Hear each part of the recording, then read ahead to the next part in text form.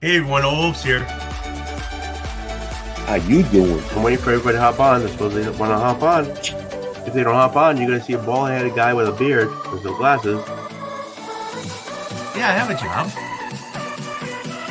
I provide. Did Terry just pay $10 to see me dance? Yes.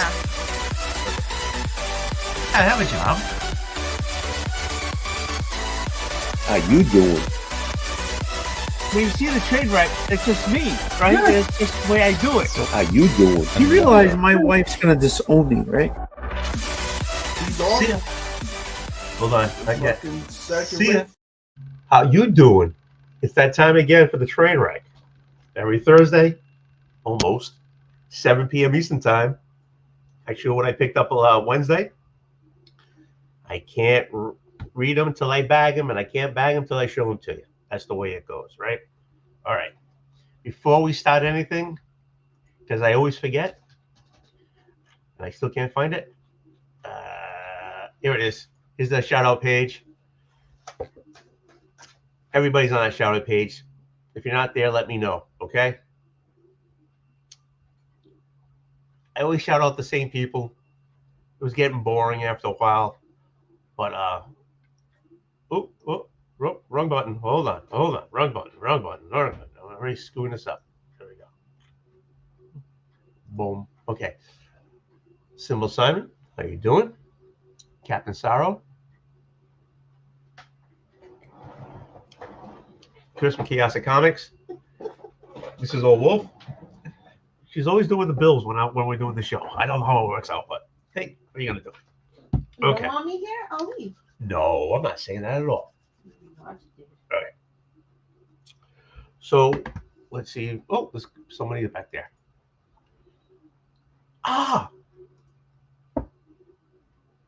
of course. You still get an out loud shout out. Of course. Yeah, exactly. Your grandfather did. Balu, how you doing? How was your? Hope you had a great day today. Flash by night, how you doing? I also hope you had a great day today. Thanks, guys. Thanks everybody hopping on. Smash the thumb. Oh,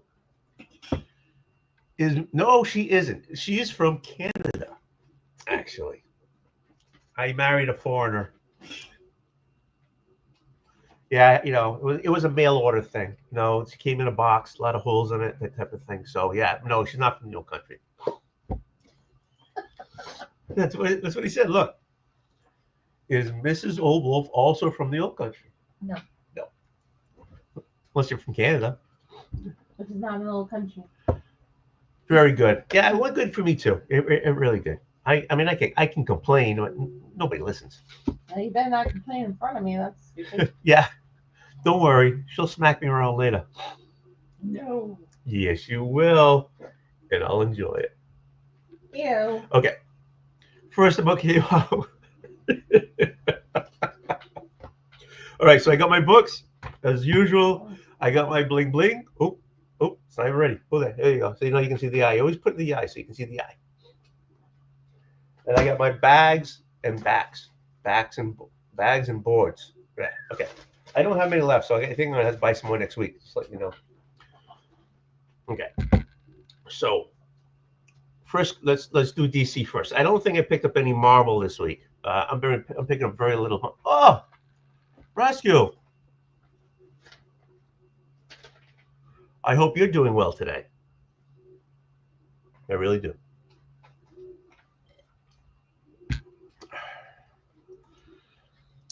Picked up Absolute Flash. I don't know if I'm going to continue with another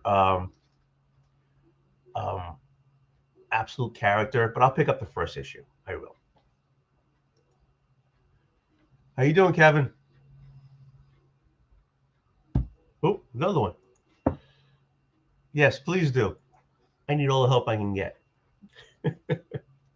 All right, so I picked up the A cover. Pretty sure this is the A cover. Yeah, it is. Pick up the A cover. Again, I don't know if I'll read it. I mean, it is Jeff Lemire, so We'll see how it goes. But I'm not sure I'm going to be everything. There's Green Lantern coming out, and there's Martian Manhunter coming out. I'm totally opposite. I get very little Marvel. I'm getting mostly DC, excuse me, and Independence. I'm heavy on Independence lately. So let's ring this up. And I don't know what's going on with this phone. This phone sucks. It doesn't work right. I can't focus. My camera won't focus. So we're gonna. Sounds like a you. Yeah. Well, I take pills for that. No, you don't. I take the ADHD pills. Why should I even know what pills I take? No, you don't. You've never taken ADHD. My happy pills are My happy pills are ADHD. This is all There's a lot of information going on here on the internet. Well, you live a little. Actually, I haven't picked. I'm a little behind. I haven't picked up a Flash Gordon in a while. But if you're telling me doing something interesting, Flash Gordon, I will pick it up. Will you? Will you know? Yes. Yeah. Yeah. I mean, I think. Wow, I'm way behind in the chat here. I've dropped Marvel. I think I'm doing. Yeah, it's Independence. I don't know. I don't think it's a better read. They're written better. Even sometimes a lot of the art is better.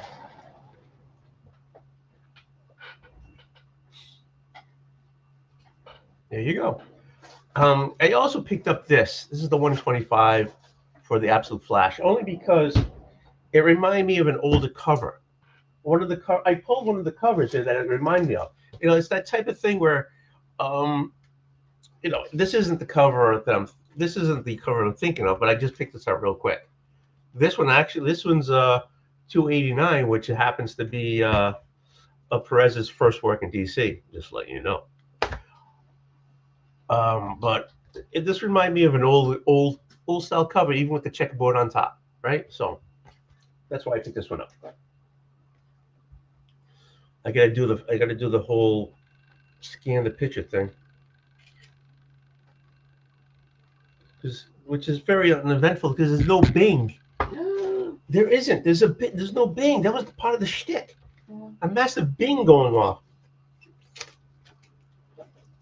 This next one I'll try to do a Bing. Okay, so this is when I was late on the game, but a lot of people have been talking this up for the writing, for the art. So I thought I hop on. Number 4 came out this New Guards. Okay, New Guards from Ram V. He's doing the writing. Kegel's doing the art. I jumped on this late. I did pick up number 4, which I think came out this week. That's in my folder for next week. But I wanted to pick up number 1 so I can start reading it. See if I do like it. See if I do like the writing. See if I do like the art, whatever. And we'll see what happens about 2, 3, and 4. So I picked it up.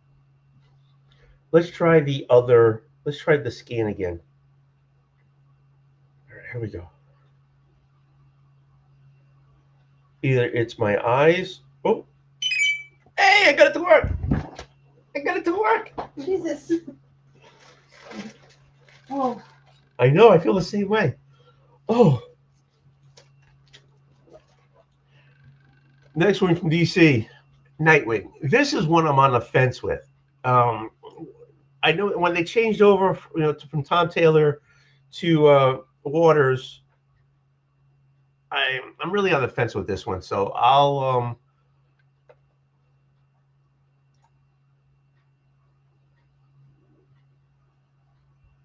see right now. Mine are Wonder Woman, Superman, and maybe Batman.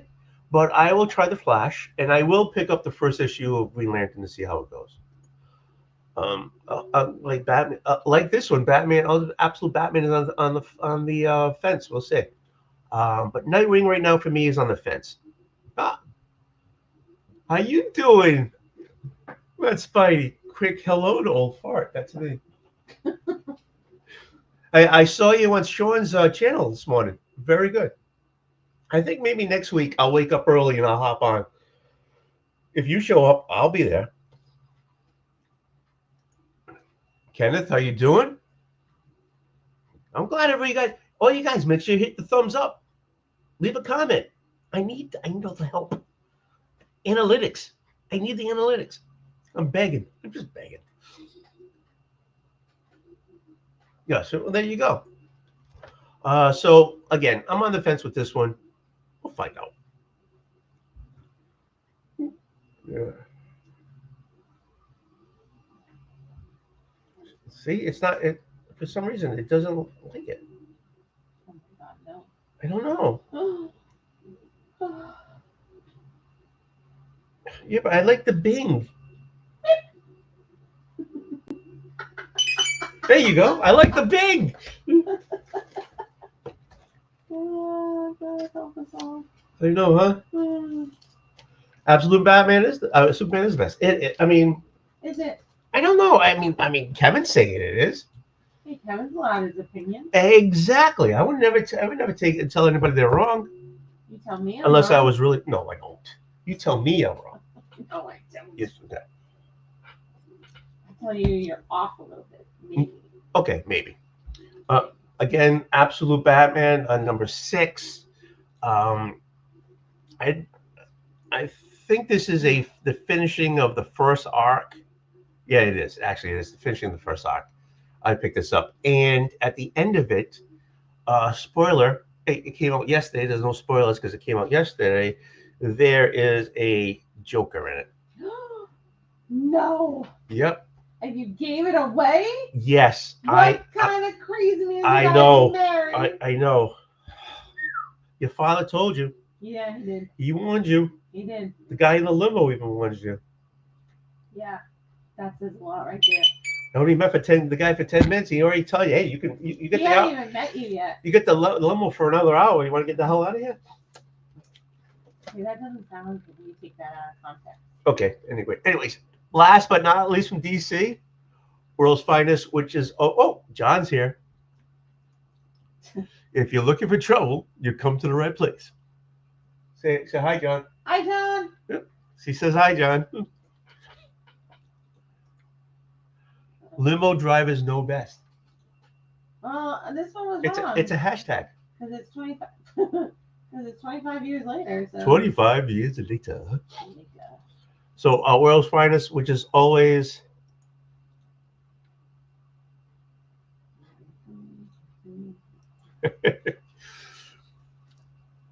always Wade is doing a solid right. He is, okay, and so it's a solid right. It's all. I know you don't read these, but they're 5 to 6 issues of each story. It's a solid right. It's a solid right. It's 5 to 6 books for each story, and he goes to another one, and he goes to another one. Yeah. It's a great read. Sounds like a book. It sounds like a book. It sounds just like a book. Sounds like a book. Yeah, you put malware on the Okay, pay attention. Focus. I can't focus. Yes, you can. Oh, I'm in the Bing.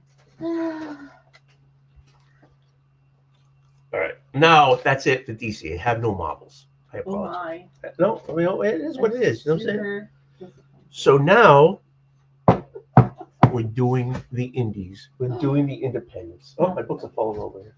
Oh my God. I know, huh? Here we go. You ready? All right. No. Nobody's ready. When I lay my vengeance upon thee. Action from Boom Studios.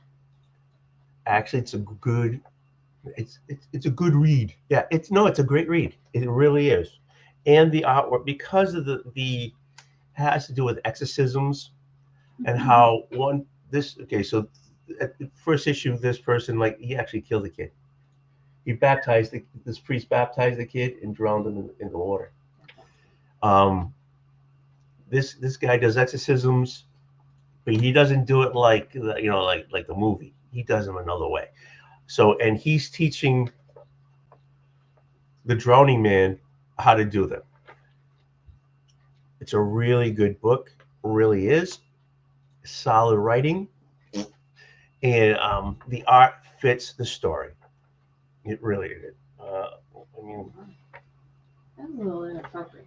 I'm sorry, it is, but it's a good read. Again, this thing won't focus unless it's my glasses. I don't know. Maybe it's the trifocals. Okay. Maybe come out here and go slow. Yeah, well, they ain't freaking working. Okay, hold on. I like the Bing. Oh, here we go. Yeah, maybe there you go.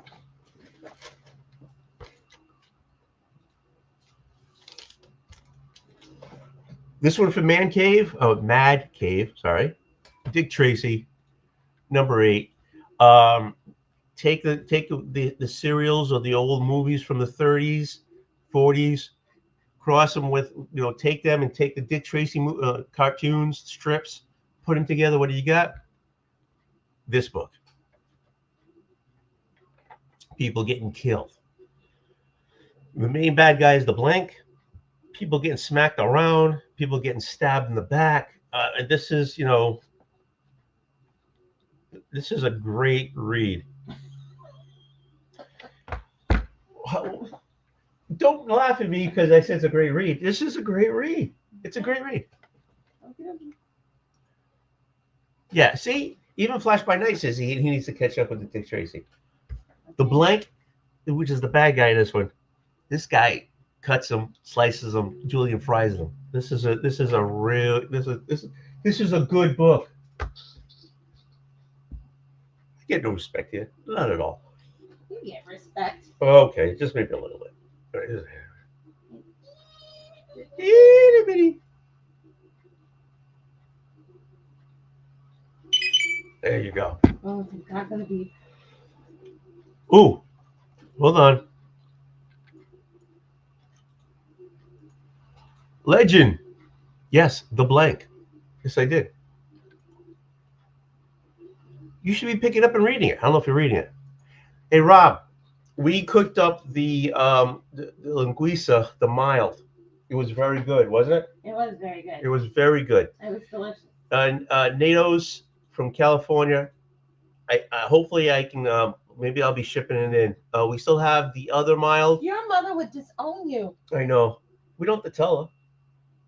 If you don't buy Michael's or Gaspar, oh my God. Yeah, I know, huh? Oh, that's a bad moment. But Rob said the Gaspar he got was dry. So I don't. Yeah. I don't know. Maybe being in the dry ice maybe messed it up. Dried it up. I don't know. Maybe. All right. Well, then So we it need was. to buy Gaspar. It was very good. Very good. The masala. Well, we're gonna be eating. We're gonna fry some eggs. Do you want to eat the masala with your parents? I don't eat masala. That's the blood pudding. Exactly. I But don't. your parents bring it up. Do you want to eat it with what you want to bring it to your parents' house and eat it? If not, I'm cooking up with some eggs. Let me ask you. Because masala is always masala. And a lot of times you have it for breakfast. Yes, it's with blood pudding. Yes, it's it's with blood pudding. Yes. Yes. I know that. Yeah, I told you, it's very good. I think we like I said, we still have the mild frank ones, the shorter ones, and we have the hot. So I guess that we'll be eating that up soon. But the masala, I'm waiting for it. I'm waiting for it. Oh boy. What? I'm just You telling you. realize that the eggs are probably just as expensive as the masala. Well, I heard the egg prices are coming down. No, they are not. Oh, shh. I heard on the internet. It has to be real. No, it's not. It isn't? No. Okay. Oh, I already did this one. Oh my God, you can't. You gotta focus. I have to focus. You're like you throw I'm me not off. doing You anything. throw me off my rhythm. I'll throw you off your rhythm. Those Not Afraid. Okay, number 3. This is from Dark Horse. 2 serial killers. They're on a contest to get the most kills in their state. Get there first, right? Hey, babe, you know something? Carl Sparks is doing. Sparks is doing this. You know what that means? This is a good read. It's actually a good read. That's why I'm still picking it up. Oh, good Lord. I know, huh? And in between is a woman who does a podcast about what's going on. So this is great. Is it? Rob paid $21 for 5 dozen eggs the other day. Actually, that's a good price. Actually, for 5 dozen eggs for $21, For $21, that's a good price. How much did you pay for two 18 packs? Wait. Okay, she's gonna let you know what we paid for 36 eggs. $6.49 for 18 eggs. So $6 And 49 cents. 49 cents for 18 eggs. So you still got it out. You still made out cheaper. Anyways, This is becoming a thing. yeah, this is a train wreck right there. Okay. This is a thing. So this is number 3. If you're not, I'm pretty sure it's probably going to end at 5 or 6. No. Yeah, that's about 40. Yeah, $4.20 a dozen. Yeah, that's what I'm saying. That's a good price. That's a good price. Pick this up as a trade. Yep, as a trade. Yeah, trade. John's into trades. They're not trades. I'm not. God. She's killing me. She's killing me over here. Am I really? Slowly. Well, That way the cops can't catch him. It's like giving me a little more insulin than I should get, even though I'm not supposed to get any. Right? But anyways. Okay, from Dynamite, the Herculoids. I actually I was born in the '60s, right? So Julie's commentary is the highlights. No, it's not. Who said that? Yo, Carlito, how you doing? The Herculoids, born in the '60s. Watch them. Watch the Galaxy Trio. Watch Birdman, Birdman is the lamest superhero someone ever made. Okay, the guy can't fight and when it's nighttime. When he's in the cave, he needs a hawk to help him out all the time. He has to fly to the sun, up high, to charge his powers. He's really lame. Hey, bub, I thought he was going to say I was born a Herculoid. Yeah, ain't happening. Okay. But actually, all right, making a cartoon from the '60s, bringing it into now modern times, this wasn't a bad read. It wasn't. Unlike the Silverhawks, which my kid loved, was a lousy read. It was. But this was a pretty good read. It was. I'll see how the first arc goes. I'm sure it's going to keep going to another arc, and we'll see how it goes. How you doing? Mastodon's on. Nice. Nice.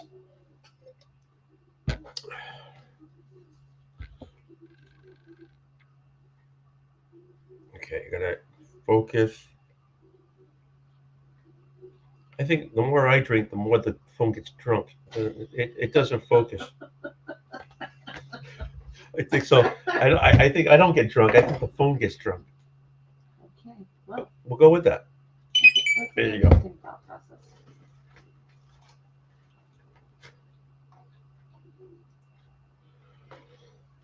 All right.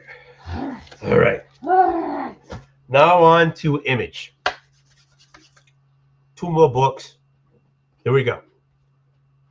The Rockefellers. It's not about the rich people. This is about a family from the future comes to the present. Just to let you know, babe. Thank you, babe. You're welcome. I didn't know Mastri was writing this one. Writing this one. I didn't know that. Anyways, a solid one. Ghost Machine, series of books. This one's from the Family Odyssey. Part of that. This is a solid. This is also a solid read. I mean, if I didn't think it was a solid read, I wouldn't be reading it. I wouldn't be showing it to you. That's for sure. The art is pretty good. Oh, let's I gotta find out why she's doing a countdown here. Going through this, it looks like somebody goes into the past. Again, I don't know much about it, but it's about this issue. But it's a solid read. It has been from first one. The only thing that's bothering me is when they're bringing back the grandmother, because the grandmother basically died in the first issue, but they show sometimes the grandmother as a hologram. I want to say, where is the grandmother? When does she come back? Maybe does she come back at all? And she's just making me. He's just making me talk about something that's not going to happen. I don't know. Where's Grammy? Where is Grammy? Maybe Nana? I don't know. Grams? I don't know what they call her in there, but I can do it. Where is she?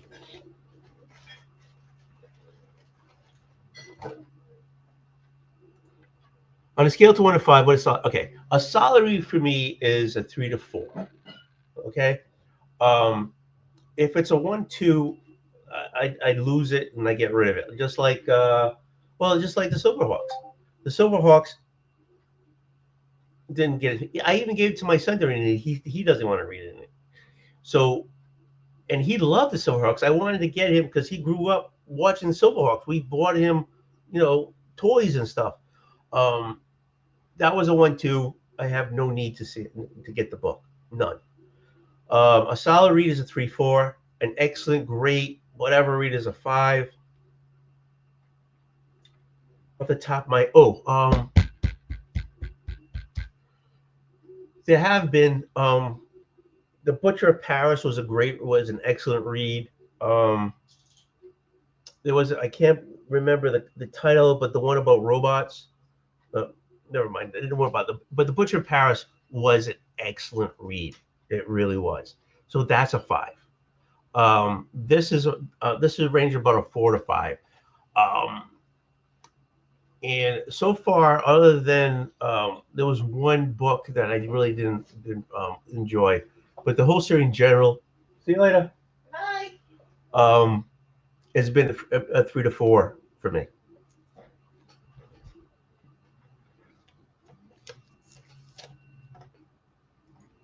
That's it. Not all robots. That was an excellent. Thanks, John. That was an excellent read. Last but not least. Oh no, I got 3 here. I got 2 more here. I'm sorry. I know, huh? Bug Wars. This is another one I hopped on late, and I picked up number 1. It's actually right there. I haven't read. Haven't read it yet. It's a second printing, but people love this book. People seem to love this book, and so because of that, I'm going to pick it up and see how it goes.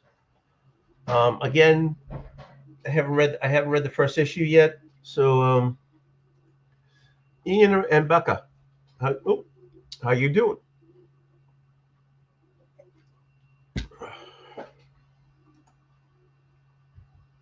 So far, so good. Thanks for being here. So I haven't read number 1 yet. I mean, I thumbed through it and I've heard what people say about it and what happens in it. So I have an idea. So hopefully, that becomes a solid read, not a 1-2 read. And so then this would lead into this book and future books. Hopefully, maybe, I don't. I mean, it's just Jason Aaron's. He seems to be doing pretty. He's a solid. But we'll see. That's the most honest. That's the most honest answer I can give you.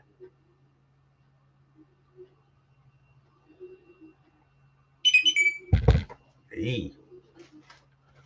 That was quicker than me and my honeymoon.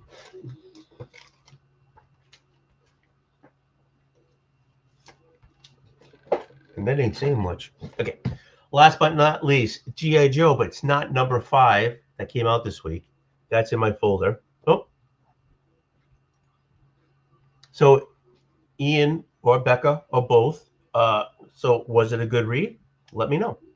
Put it in the comments. Hit a thumbs up. Hey, how you doing? Put it in. Anyways. So I never received number 3 when it first came out. So I read 1 and 2. I picked up 4, and 5 I left at the LCS in my folder to be picked up, because I wanted to read number 3 so I can read number 4 so I can see how, if it's something I want to continue on number 5. So that's why I have number 3 instead of number 5.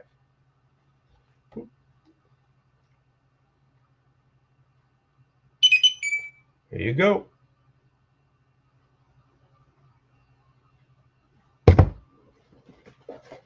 Now I got books everywhere because they fell down on the table over here and stuff like that. But that's the wrong side. That's it. Those are the books I picked up. Now, because of that,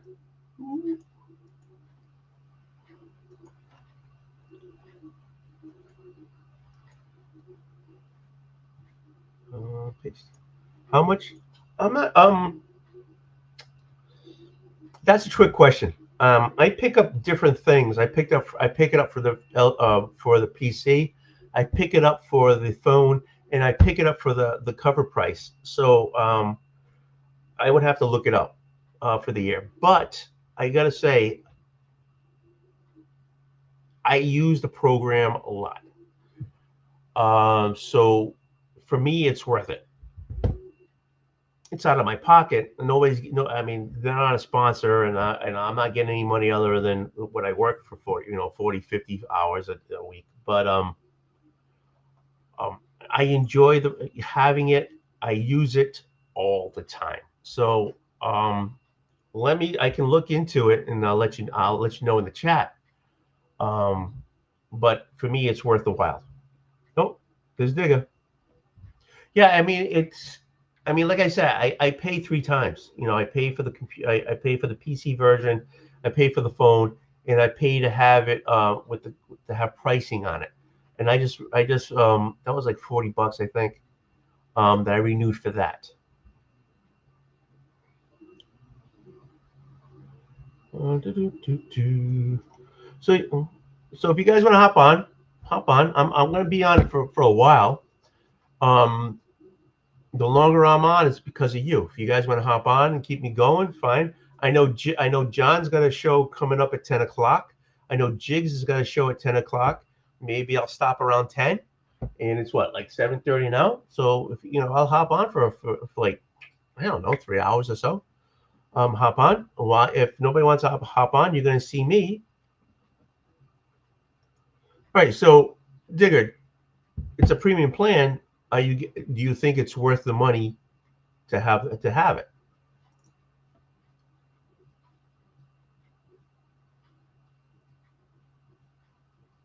Yeah, it's not $7 a year, guaranteed. You've been misinformed.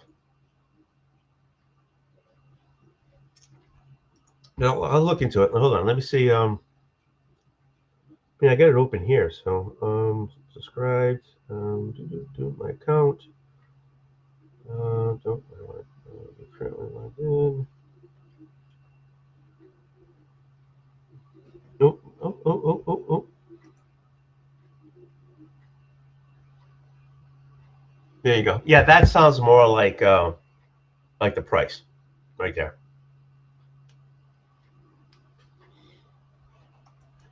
I totally feel the same. I feel it's totally worth it for me. I have a pretty good sized collection.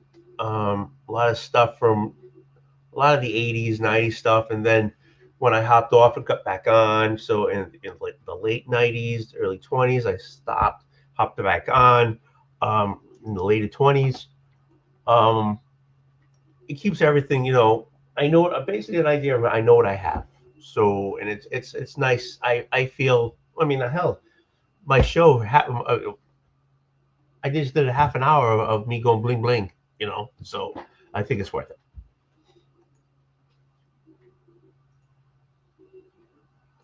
Papa Nighty, how you doing? I'm doing pretty good. I haven't talked to you in a while. I gotta hop on Discord. Are you still doing Discord? Are you? Still doing Discord? I gotta hop on Discord. Oh shoot.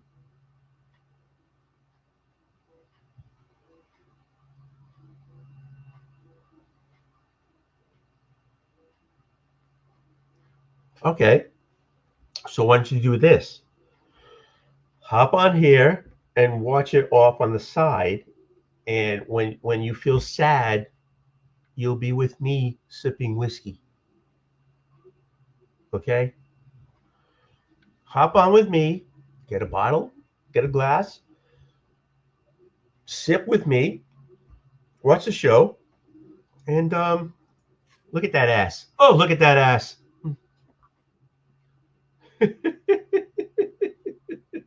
Oh, you had to put a hat. Oh, there you go, baby. Shake it, shake it, shake it.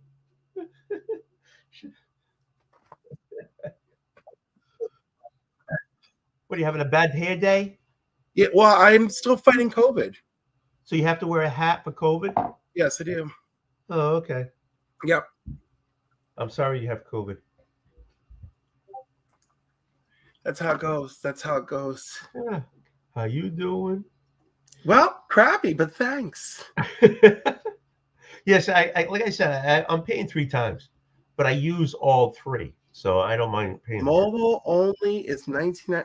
What is mobile only? Okay, so CLZ. Okay, yes. There's a computer version. Right. There's a mobile version, and then there's if you have cover price, you can Right. pay to have that associated with the program. Right. So we were talking how much the program is. So it's like $40 for the computer version. Gets $20 for the mobile, and I think it's like $40 or $30 for the cover price part of it. Whatever I paid one price together, and I love it. Rob, hi. I will unmute myself and be heard. Oh, Thank you, you look John. good. There you go, baby. You were able to hear me now, yes? Yes, I can hear you. Excellent. Yes, no. CLZ, yeah, it's weird that they don't just have it, especially the web and mobile, that it's just not one. I mean, they do offer a package so you can get them both, but it's really bizarre that they're separate subscriptions to this day and age. But Right. I find, I don't know that I would ever pay for the standalone at home when the web version does all that, but it's in the cloud. Yeah, I know, but I don't know. I just like it having it on the PC, and then I do it on my PC too from the web. I just go to the browser and everything's there in the browser. well, so I'm doing this totally wrong then. No, I'm just saying is that if you have the client side, all that stuff is stored locally. And if you're then having it sync with your phone and everything else, it's still going through the cloud and stuff in order to do that sync. So why pay for the standalone and the cloud and the mobile? That's if you're paying for all 3, it doesn't make any sense. Okay, well then I'll look into it then. Yeah, because I mean, at least I understand. I don't like doing everything on my mobile phone, but it's convenient to have with you wherever you go and to scan things. But when I'm at home, yeah, I just go to a browser and I do everything in the browser on CLZ that way. So I do pay for the two of the 3 CLZs essentially. Do you pay for the cover price one? Oh, cover price, the integration. Yeah. Yeah. So yeah, I do pay for cover price too. I don't like it, but I do.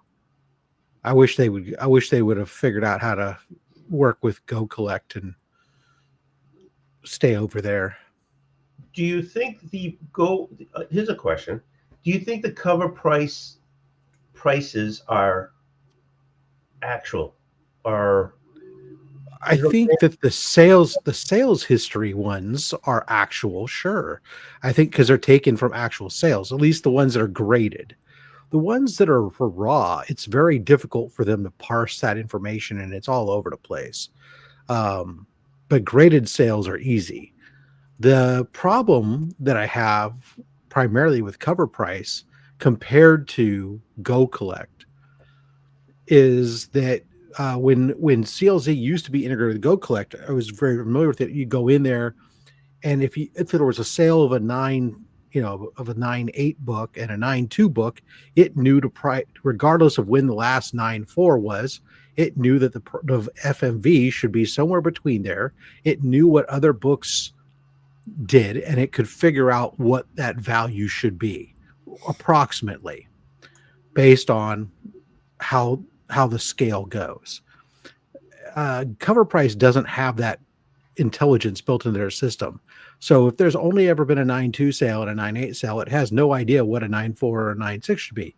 And God forbid if that 9.4 was actually, there was a sale, but it was sold 10 years ago. It might show that a 9.4 is worth $100. Well, a 9.2 is worth $400 and a 9.8 is worth $1,000. It's like, obviously, no, the 9.4 wouldn't be worth less than a 9.2, but it doesn't know any better. It has no way of looking at other sales around it, whereas Go Collect did.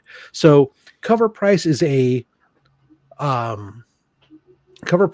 tool, but it requires you to put a little extra effort into it. You need to, when you're looking at it, you shouldn't just go by what the FMVs say it is. You need to look and understand, what the actual sales history is, what's going on around it sometimes. And within CLZ, when it displays pricing, oftentimes if there's no recent sale at that grade that you have, it goes and puts in something else. Like I have books where like I get all excited at first. I go, oh my God, this book's worth $1,500. And then you go look at it, it says, oh, well, that's a grade for a 9.2, but mine's a 3.0. Right. Well, what good does a 9.2 grade do me compared to a 3.0 on a book that's 70 years old? I mean, that's. Yeah, I just brought it up just now, and I see a facsimile of Silver Surfer that's worth $24. I don't think, what I'm saying. I don't. It's like I see that, I'm like, maybe something sold like that. So I mean, cover price is a tool.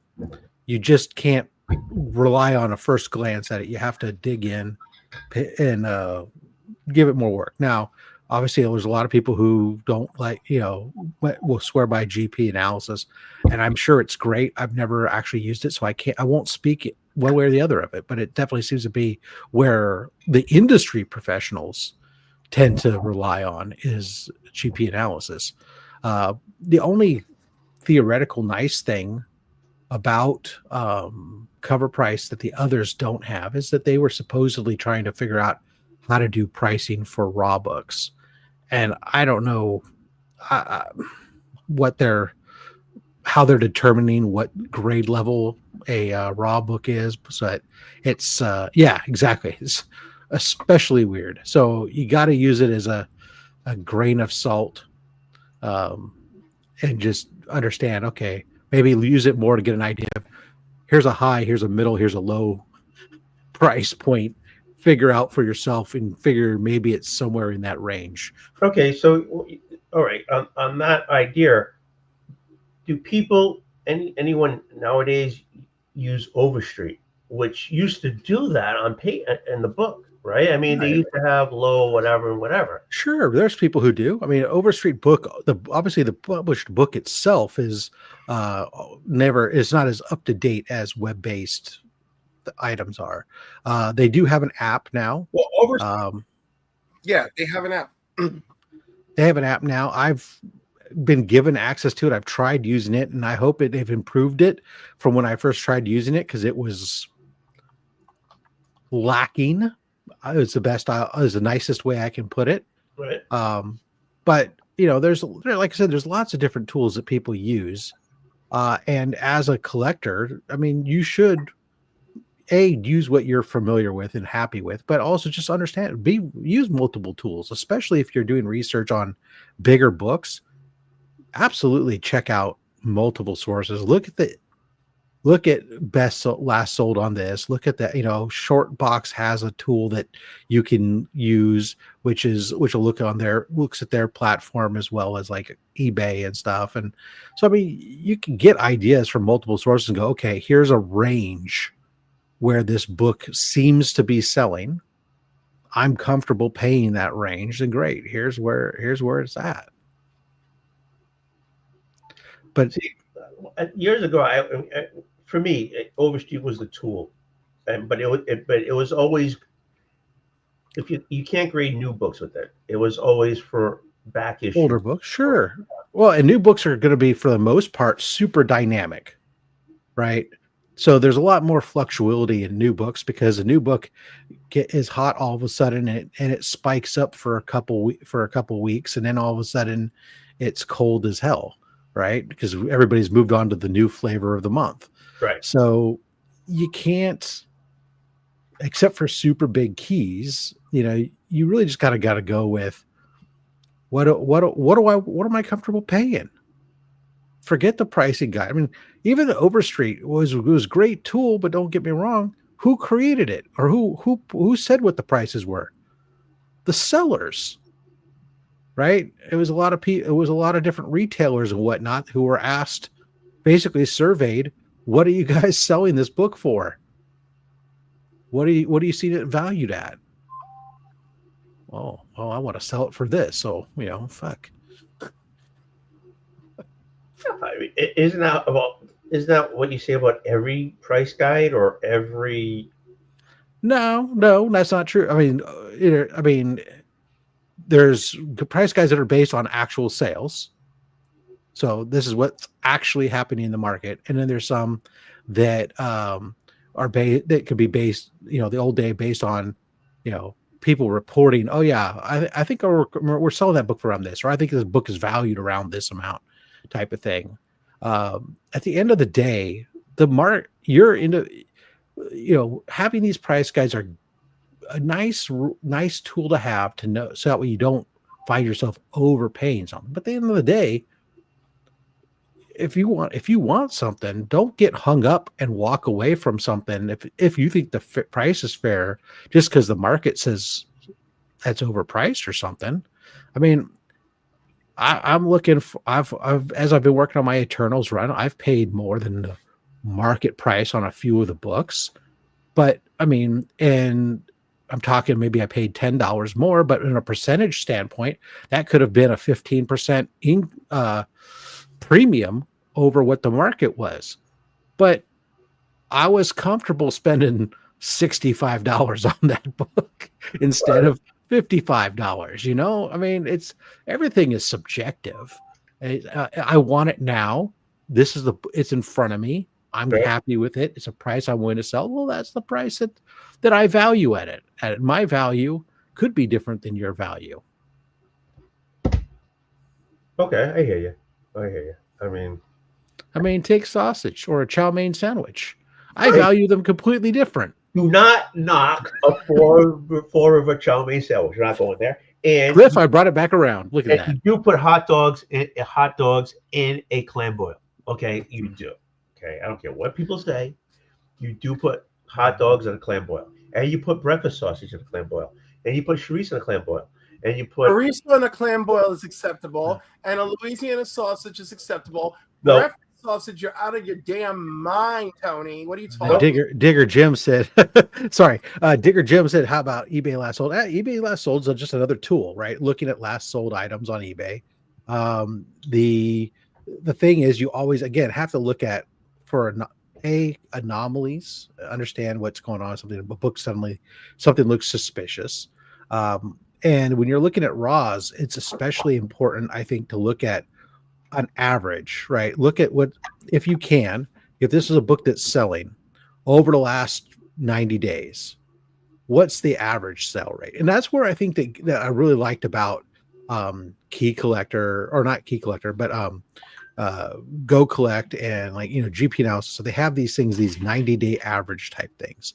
This is a better number to be looking at because you're seeing what's the average of the sales within this time period, as opposed to one individual sale that somebody gets hung up on, goes, oh, the last sold. That last sold could have been one that, for whatever reason, 3 different people really wanted that book this week and they overpaid it and blew up the market price. Or it could be one where nobody was looking at it and all of a sudden somebody stole it because somebody, Cliff listed up his Amazing Spider-Man 1 for sale and he spelled it, incorrectly. So it was Amazing Spooderman and nobody was looking for Spooderman except for one person who found it by mistake, So yeah, last couple months, absolutely. Raw sales are always a good range of sales. But was it a mistake? Well, people thought it was a mistake, and then they actually got it and realized that no, it wasn't. It was actually Spooderman, and it wasn't the magazine. It wasn't the magazine that they thought it was. It never really is. Yeah. Okay, off to Gary B's. Bye, Digger Jim. Oh, have fun with Gary. Oh, see you later. Hey, Digger, before you leave, hit the thumbs up. Who was the guest for Gary tonight? I don't remember. He said it was like I remember him saying on Tuesday, like if the guest shows up, but yeah, raw sales always look like range of sales over. Absolutely. Yeah. I'm really getting frustrated with this whole with what? Getting ready for WonderCon next week. It's pissing me off. The artist list is driving me bonkers. Explain, please. They don't have a lot of conventions. You can go to their website and you can look and say, show me the content creators or the comic book creators, or and there's a list of all the creators that are associated with comic books. Here's all the anime people. Here's all of this people, right? A lot of them set up that way. Or maybe they don't, and they just have a list of people. But WonderCon, no. That would be simple. Instead, here's a list of everybody that's in Artist Alley, whether it's a content creator or not. And then they do, it's a creator interval. Okay. Then they do stuff like the art of, and sometimes it's alphabetized under T, sometimes it's under A, sometimes it's under the artist name, and then it's mixed in with the company names, and it's mixed in with anybody who create. So when you're looking there, there's a mixture of people who are professional or working comic book artists. There's people who do pet portraits. There's people who make key fobs and stickers. There's people who, anything and everything's all in this list, and it's all jumbled up. And you're like, unless sometimes at least for me, I like to look through the comic book artists, content creators, and look through my CLZ for those individuals and look, oh, that person, I don't know all these artists. Right. I don't know. So I find, oh, they did that book. Okay, great. Cool. I'd like to get their signature. Or I have a couple books like the Marvel 1000 and stuff that have a trillion content creators. And I like to take them with me to cons and have these artists sign these books and just collect them on like a single book type of thing. If I don't know the artist, I don't know, look them up, and I'm not going to go through, 1,000 names or something that are listed there. You can't even quickly go to, is this what you're trying to look at? Or this is something else. You're bringing up food. No. We're not talking food. Turn it off. No, I got to prove a goddamn point. It's been no, you don't. No, we're not talking about food. Second from the top. No one's talking about food. Second from the top. I'm sorry I brought it up. Top, right there, baby. That's all I'm going to say. I'm done. I'm just stop sharing. Done. Continue. Who said something about food? How do I not even see the comment? It was Old Wolf was bringing it up on the screen. He shared his screen. Oh, you were here last week. He was sharing a menu. People were telling me I was wrong when I've eaten this thing all my life. Stop it. No one wants to. Comic-Con, KC. Is that that's this weekend, isn't it? I'm 'cause I sorry, remember Rob. I'm sorry. I apologize.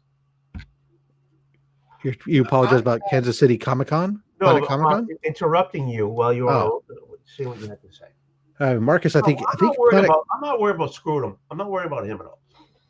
what the fuck? He's talking about a con, man. This is comic related. Screwed him. There you go. I mean, come on. I'm going to run your channel for you here. Don't you know? Someone has to. He's leaving shortly to have dinner with Cookie. That's great, man. Yeah, I almost went out to Planet this year because my wife wanted to go see her brother in Kansas, and and it's our anniversary this weekend. Oh, happy anniversary. Hey, so we were thinking about going out there, but because of WonderCon and we have a cruise next month and some other stuff, it was just like, oh, I couldn't justify another trip. So maybe next year. But if it's back-to-back weeks, continues to be back-to-back weeks with WonderCon, I don't know if I can do it. Yeah. Going back to your idea with the list with everybody's mixed up.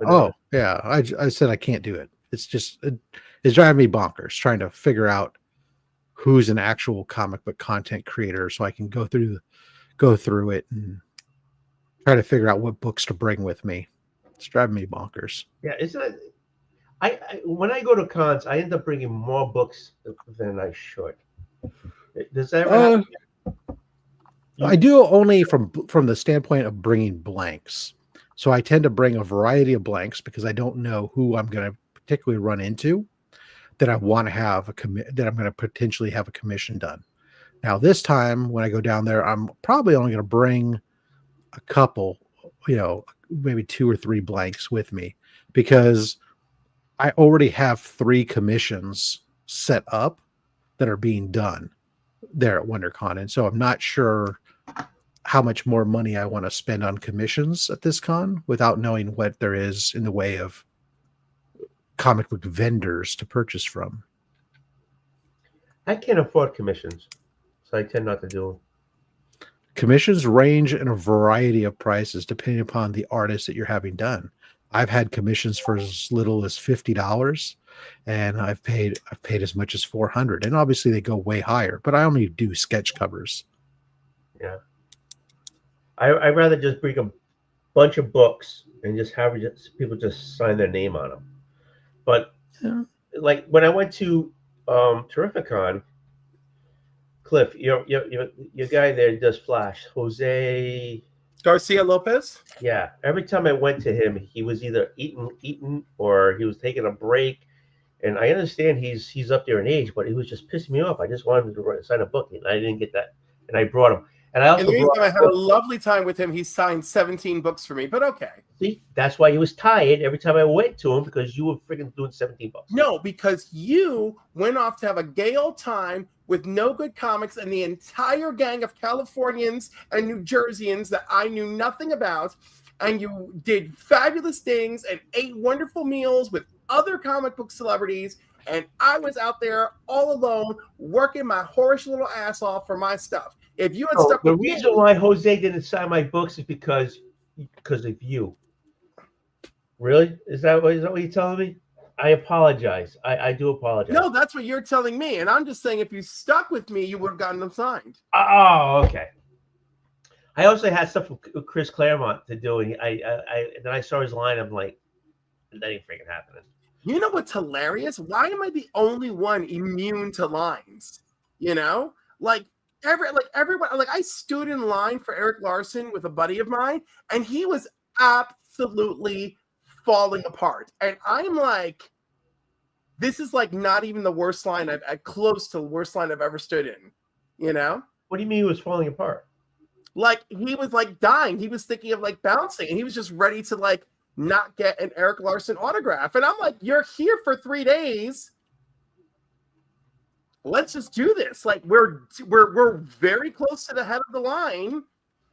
You know, like let's not get upset. Kevin. Evening. How's everyone doing? How you doing?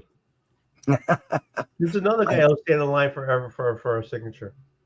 No, I keep cruising around like a merry-go-round. I enjoy the trips.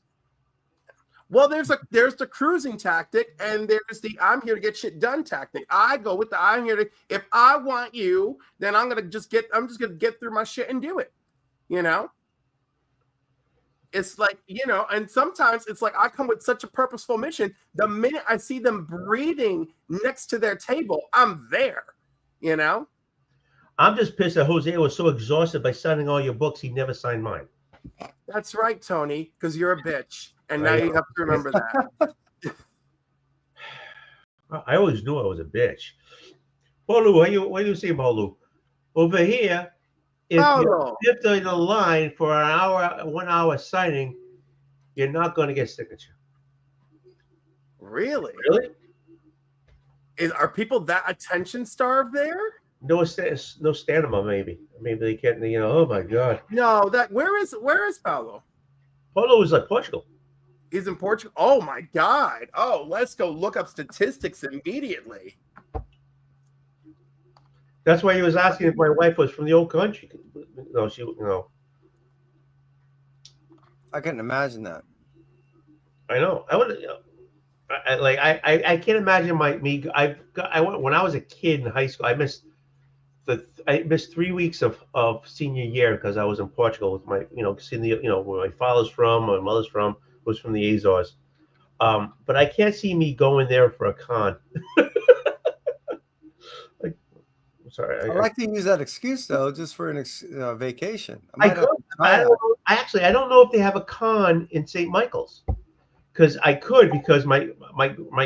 aunt took my grandparents' house, and so I have a place to stay for free for the most part. But I don't know if they have a con at St. Michael's.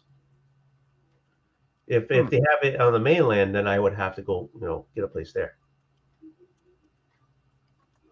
That'd be cool, though. Don't get me wrong. Yeah, it would be. I was thinking to myself, I think I'd make one up to say, yeah, there's one happening. They canceled it. Damn it. No, actually, my wife wants to go. Wait till you're already there. She wants to go. Oh, hold on.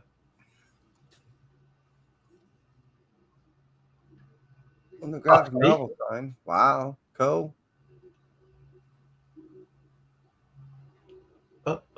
See, I like that price. Free sketches. I like that price at all. Yeah. Yeah.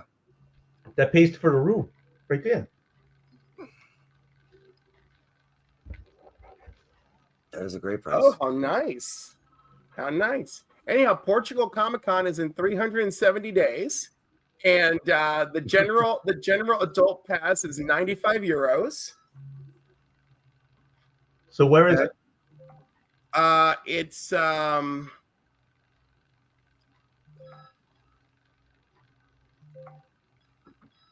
phase 1, phase 2. You have a good show tonight, Kevin. Well, thank you. I appreciate it. Yeah, I definitely had a lot of books. That was from last month. So this month's sending out right now. I got a whole nother box coming. 26th and 29th of 2026. Well, it doesn't say. There are 0 comics at Interesting. It doesn't say where it's at. Really? Yeah, again, it's translating part of the website from Portuguese to English, and I'm using my knowledge of Spanish and Latin to Google it through to fill in the blanks. Yeah. Well, it looks like it's near Exporno Feria Internacional de Porto. Oh, here we go. Here you go. Polo, here you go. Okay. Yeah. Okay. So better some explanations. Okay. Number one. There will be 0 comics at Comic-Con Portugal. Why? What? Nobody buys comics. Omnibus. It's omnibus, isn't it? No. There are 0 comics. There's no such thing as a comic book company going to Comic-Con Portugal, because there are no comic book fans going to Comic-Con Portugal. So who goes to Comic-Con Portugal? Are they pop culture lovers? Yes, they're pop culture lovers, but comics are not pop culture. Comics are for intellectuals. I'm an intellectual. That's why I read comics. When you say interaction, whatever you just said, that's me right Intellectual. Tony, stop it, because you're drinking too much. Paulo, there. Intellectual. it's like, is it culturally assigned to you in Portugal that you're an intellectual if you're enjoying comic books? Yes. Because anybody who's spending time reading automatically graduates to intellectual. Yes. Mira eso. Okay. So If normal people don't read, they watch soccer. right. Like that's like here, except it's just any sport that will keep you away from reading. Yeah, but the nerds TM, they only play video games and watch basic cable. That's why your Comic-Con features the gaming so heavily. Yeah, we comic book readers are not nerds TM. TM trademark. We're not part of anything called nerdish. We're intellectuals, and we've been that way for about 20 years, because nobody below the age of 25 reads comics. Back when I was a kid, we all started reading Disney comics. Disney comics, which were not made in America, because Disney comics were not made in America 40 years ago. They were made in Italy. Oh. Yeah, they're all European. There are Disney superheroes. There's a version of Donald Duck, which is a parody of Diabolique. You've seen the movie Danger Diabolique? Okay, so in 1969 in Italy, they made a superhero version of Donald. It was supposed to be a one-time parody, but that thing was such a sales success at the time that they brought him back, so it became a regular feature. Yeah. In Brazil, so there's an unofficial duck cousin to Donald called Fedri. While he debuted in a U.S. comic, is actually more famous with the European studios, the Danish studio in particular. Love the guy. The Brazilians did something different. They used to have their own studio at Editora Abril. They turned Fedri into a superhero, which is a kind of a mixture of Oscar the Grouch with Batman. So he dresses up as a purple Batman. He's a duck who dresses up as a purple Batman. Lives in a trash can and calls Chief O'Hara from the Mickey comics. That's awesome. Yeah. By the way, so that Donald Duck you're talking about, in America, he's called the Duck Avenger, but all of the credits belong to all these Italians that made him. That's right. I'm looking at it right now. Yeah, that thing debuted in '69. You never had any Duck Avenger story in the U.S. before 2007. So you lived without it for almost 40 years. It's awesome. And that's how we got started. We got started with Disney. I only started reading superheroes when I was 6. I was reading Disney at 4, superheroes at 6. You're making me want to find this comic now. But It's amazing. But when the newsstand comics disappeared, the only thing that was left was the publishers of European comics, and kids don't read Asterix anymore either. So we'd all evolved into a direction where we read stuff that would be considered alternative even by European standards. Hence we're all intellectuals. So, did society backfire? Did our stupidity start to rub off on you guys instead of us trying to get smarter with you? You're the Americans aren't even reading shit anymore. Why should we? Yeah, it all started in 2001 when Big Brother debuted on Portuguese TV, and from then it's been downhill. You know what's funny? Is I knew it was going to be a reality show, and sure enough, it was going to be Big Brother. Yeah. Do you guys have New York over there? Has she ever been on your version of Big Brother? Who? New York, Tiffany Patterson. No. We have Portuguese Big Brother with Portuguese people. Right, but occasionally you throw in American. No. Wait. Portuguese normies don't watch things in English. Nope. They don't know. They don't even know Big Brother exists in other countries. Yeah. They think it's an original. Oh my God, but your country is too small for so much ignorance. This is terrifying. Yeah, it has to be us intellectuals. Are you do you guys have a Trump over there yet, or is like that coming very soon? They had multiple versions of Trumps over there. No. We don't. We're very particular in how we have our politicians. Yeah. Our government fell last week, so we've set up after having been in office for less than a year. I remember my father talking about the time. So you guys, you don't mess around. Shit's not going right. You knock it right down. They self-sabotage. My father came here very early 60s, maybe late 50s, and I remember him telling how it was over there, right? And the guy who was in charge basically was pretty tough, and a lot of people went some people went missing sometimes, that type of thing.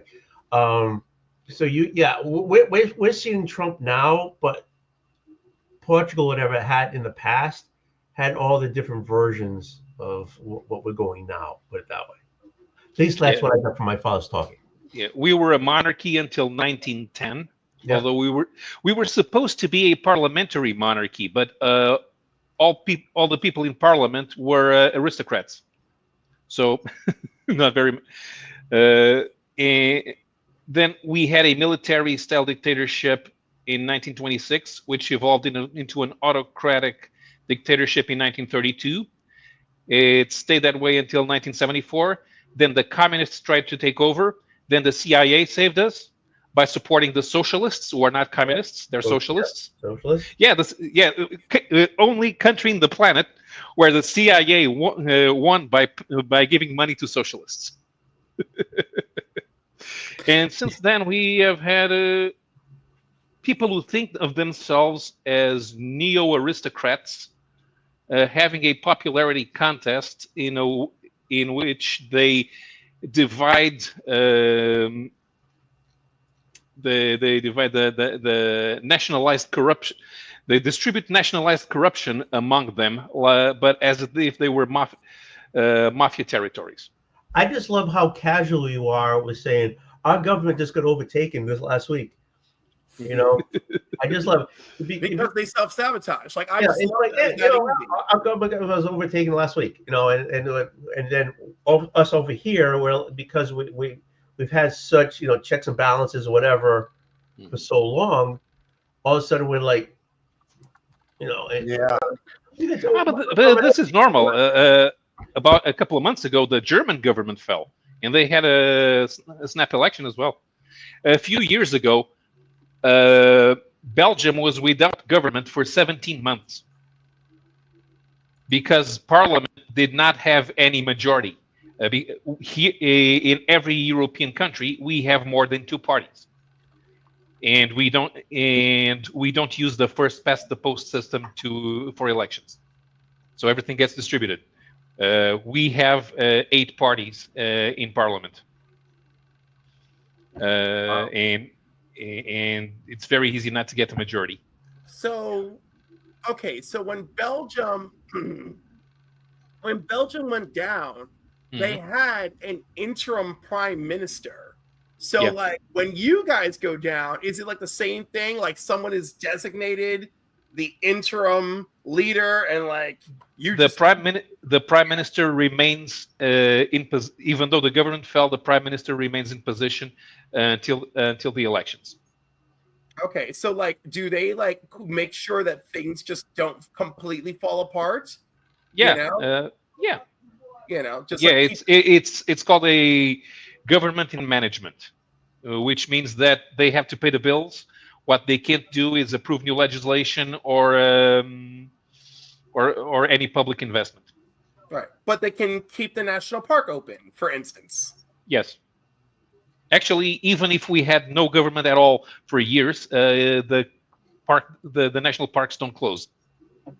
Cool. Nothing closes. Are we taking notes, America? Are we taking notes? No kidding. No? If we somehow had no government for 2 years, every teacher and every policeman would get paid. Damn. What would that be like? Because this is what's important: tax collection never stops. Well, that doesn't stop anywhere, and yet somehow Yeah. it just seems like things don't necessarily pan out, and it's so hard to wrap my head around that. It's as if internal forces are working against themselves. It's fascinating. But all Truly. of this modern history result had the result of culture being unappreciated by the masses, which leads to people not reading comics. I love how he just did it. See how yeah. Now that was awesome, actually. See, and this Bravo. is proof. This is proof that at least in his childhood, their education system was superior to ours. Yeah. Well, I agree. because we have a history, we are taught that our kings were awesome. Yeah, we're taught that our presidents were awesome, that we're the most awesome thing ever, that awesome sauce gave birth to our awesome sauce, and that we have kept it the most awesome sauce. That our awesome sauce is Yeah. so awesome that we have our own Gulf now, apparently. Yeah, exactly. But you've never had any president who wielded a sword and fought his enemies with a sword. No, he's George too. Washington, maybe. I'll say, yeah. You We've had know, several but jets. that- George Washington yes, could but- have gotten that job done. But that was when George Washington was British. And that is also fair. You know? But you There know, were other presidents who were who were soldiers, including Teddy. Andrew Teddy Jackson was could a kick someone's An- ass. Andrew Jackson was a time where they would have carried swords, although they wouldn't have had many sword battles. So Yeah, we did. We had a body. We had medieval armors and medieval swords and medieval family feuds and medieval people going out Our on country- sorties our and country's not that old, but killing we've- barbarians. our country's not that old, but we found a way to fail just as fast. So there you go. Exactly. I'm like, So who's better now? Yes, family feuds, check. Crazy battles, check. Gunfights, check. We got medieval times. Does that count? We have presidents who have field spurs. Wait a second. I have a question. Has your leadership found a way to completely kick the free press out of covering the leadership now? No. Oh, I see. Well, we just did that today. We We have. declared that now the press doesn't get to decide who covers the president anymore. The president gets to decide who covers him now. So there you go. 100% And propaganda also, here. We have a news channel that is owned by the government, and yet everyone who wants to go into to get into government must go to all of the other TV channels anyway. Yeah, we have a president whose skin is so paper thin.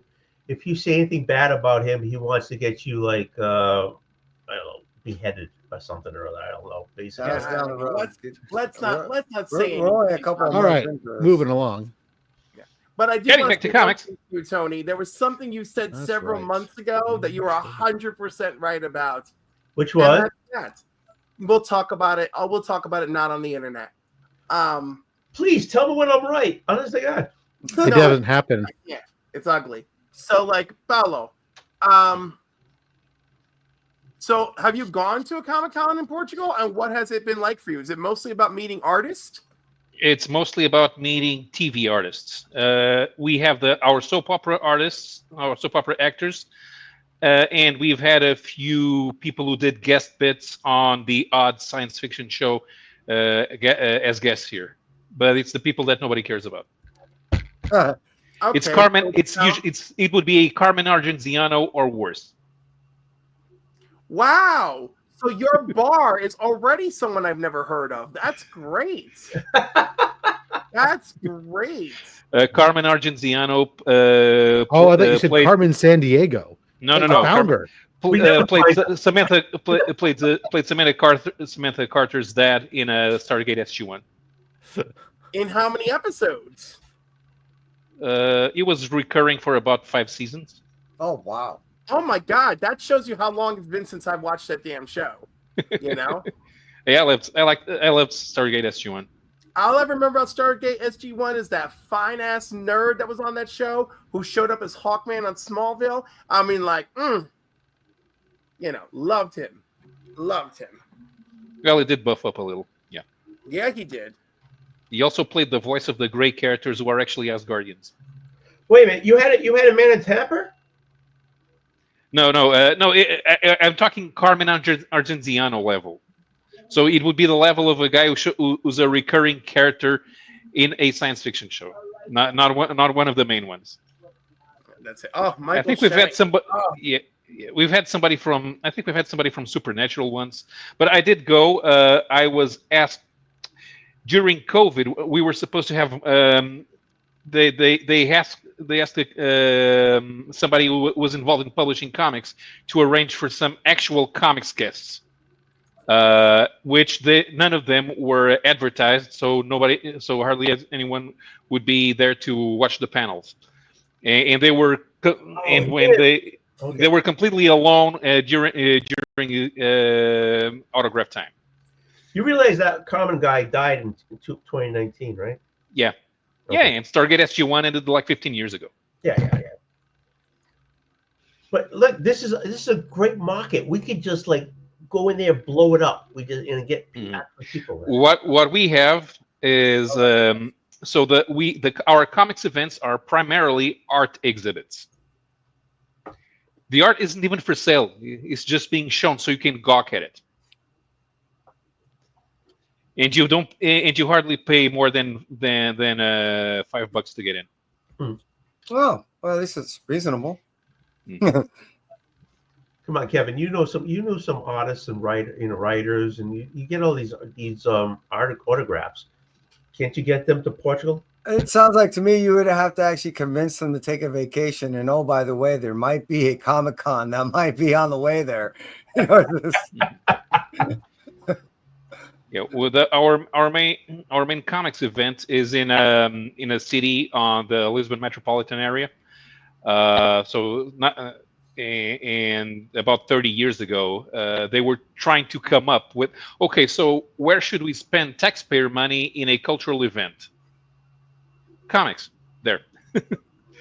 There was a time when that thing had a budget of 1 million euros. Now it's 200,000 euros. The thing is, my LCS owner once decided to organize his own mini-con.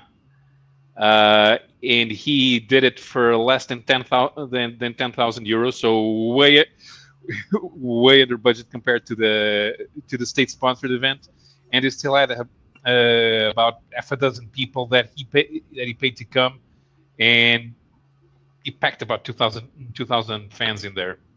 Of course, most of them were cosplayers, but one of the most, I guess, resourceful and ingenuitive type events I've ever seen done was to take a children's comic book that turned into a movie, which was that Super Dinosaur, the Robert Kirkman book story. So my point is he held it. The organization got together and made sure that it was held at a museum to bring children and families to a museum facility that also had a movie theater. They showed the movie, people can get books signed, and it brought people into a museum that would otherwise not be at a museum.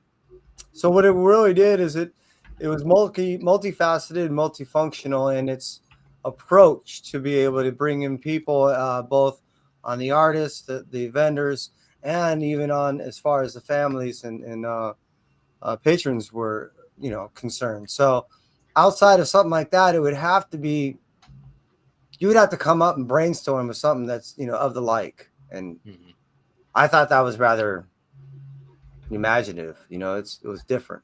Sure. Yeah, I mean, here pretty much everyone copies the same model. Have an art exhibit. If somebody locally came up with some sort of indie comic, having there and to sell his comics. But usually on the big one, so we don't have dealers, because nobody buys old comics. What we have is our publishers trying to get rid of their 10-year-old backstock. All right. And who are your publishers over there? Is Panini doing a lot of your work? Panini is present. So the Spanish offices import leftover Brazilian comics, and distribution is spotty. But then again, I haven't really bothered buying Marvel in Portuguese in a couple of decades. So right now, the biggest publisher, which is part of the Leia Group, ASA, they have the rights to Asterix, Lucky Luke, and Blake and Mortimer, which serve as an umbrella that allows them to spread out a little bit when it comes to French comics. Then we have a few experts who launched their own publishing initiatives, and they're very good at claim jumping the publishing rights to some things. But those comics are they're going to be very expensive graphic novels. All right, I'll talk to you guys later. I'm out of here for now. Oh, Good evening. right. See you later. No, it has nothing to do with that. I have things I have to do still. It's 5:30 in the afternoon here. I have to prepare dinner, things like that. So Thank you, Rob. I can't just go down the street and order a chow mein sandwich. I'll be over in a half hour, Rob, when dinner's ready. Yeah. I can't believe. Okay, I'm gonna be buying these freaking things. Oh, that's my channel. I don't give a shit. I'm not monetized. I'm gonna have to buy these freaking things and send it out to people in other states so they understand what a chow mein sandwich is. Oh my God. So anyhow, Paulo, your LCS, where they're getting their comics from? The LCS is specialized in selling foreign comics, so they do get American comics through Diamond UK. Unlike Diamond UK is actually profitable, and they still retain distribution rights of American comics to. Now is Diamond UK a separate entity, and I assume they set up a separate business entity. Yeah, it's to distribute comics to the direct market in Europe. Right. It's still owned. They're safe. That one's We're screwed. They're still owned by the Jeppy family anyway, but they actually function better. So that's how they get their comics. You can also the LCS. We have two LCSs in Lisbon, which is about 25 miles from where I live. The whole city of Lisbon only has two LCSs. You can buy graphic novels at a couple of mega stores. Those are the ones with that go through the book distributors. Right. Those would be the ones that go to mainstream places. They were never ordered through Diamond. But we can also buy comics in French, and in some places in Spanish. And a friend of mine knows how to get comics in Italian. I was gonna say you guys are like all connected there. Like I feel like it shouldn't be that hard when it comes to the European versions. Yeah, here's the thing: because there are so few of us, it's not really financially viable to publish a lot of things. And when we hear that, sometimes a few of us they gather all the numbers for the year and say, "Oh, so they published 250 graphic novels this year," and everybody's, "What? Who's buying 250 graphic novels? There's not enough people to do that." And we just found out Paulo knows a guy who knows a guy, right? Because like you can get the Italian, right? Mm-hmm. Yeah, to get Italian comics made for the Italian market. It's not Marvel comics in Italian. Nobody bothers reading Marvel in Italian around here. But one thing that we found out is, since we have no idea if the next volume of a series is going to come out, it's good for comic book fans in Portugal to know at least 2 foreign languages. But when I went there as a kid, it was awesome that you guys knew. You guys were always taught multiple languages. Mm-hmm. Not here. I mean, like we all knew English, and we learned English, and barely know English. Yeah, exactly. And there was a class, but it was like mandatory. You guys knew multiple languages. Mm-hmm. I always thought that was cool.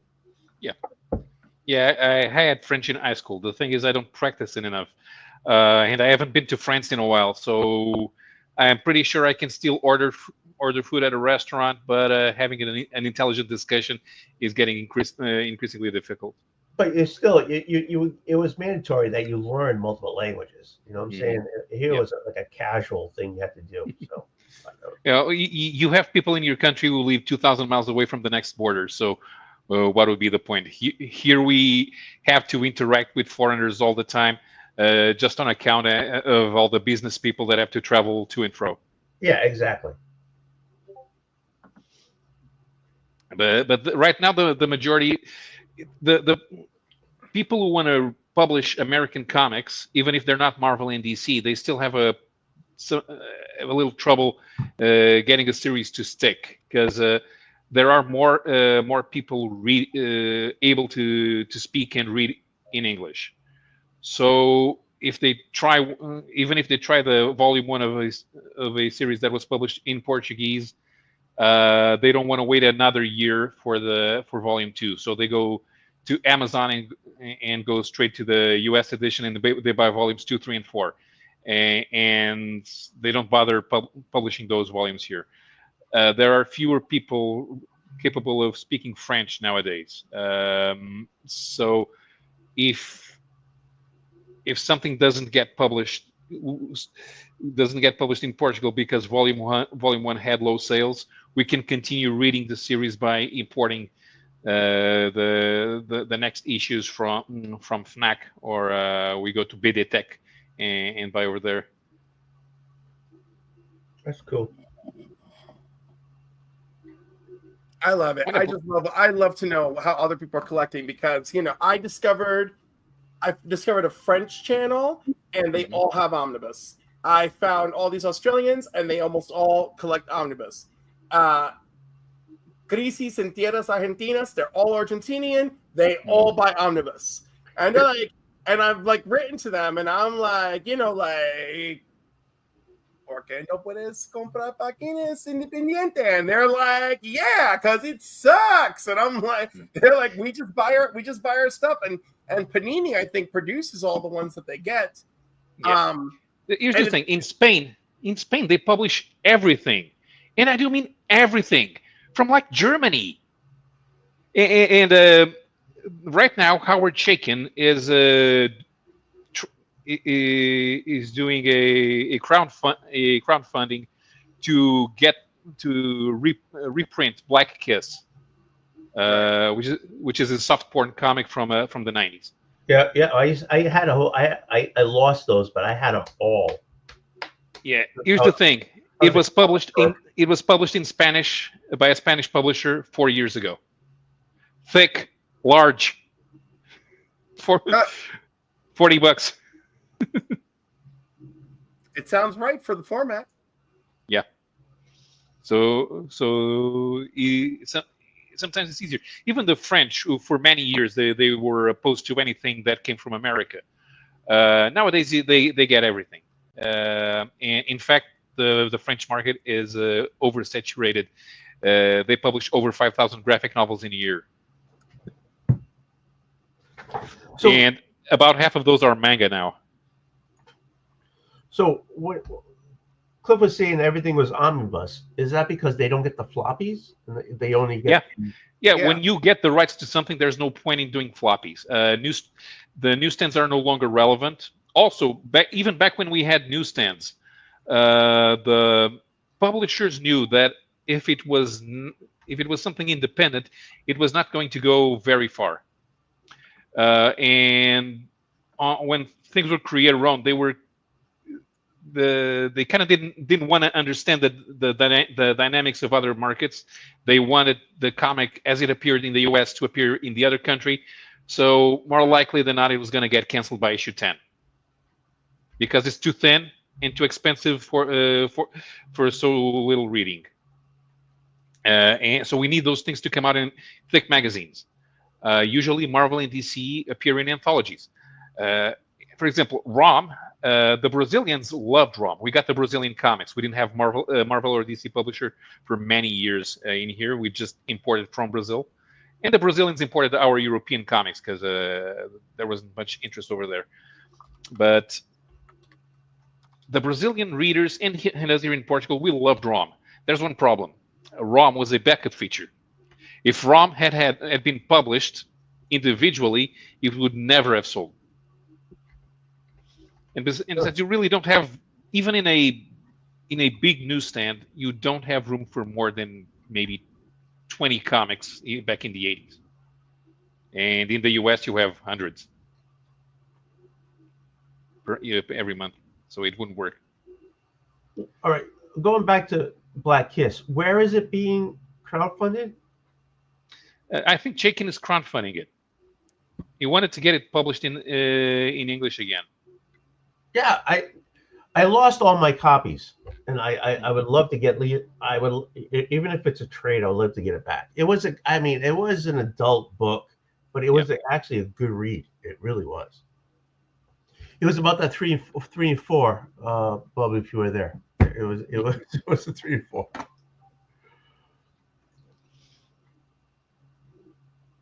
Yes, they are. They are doing that.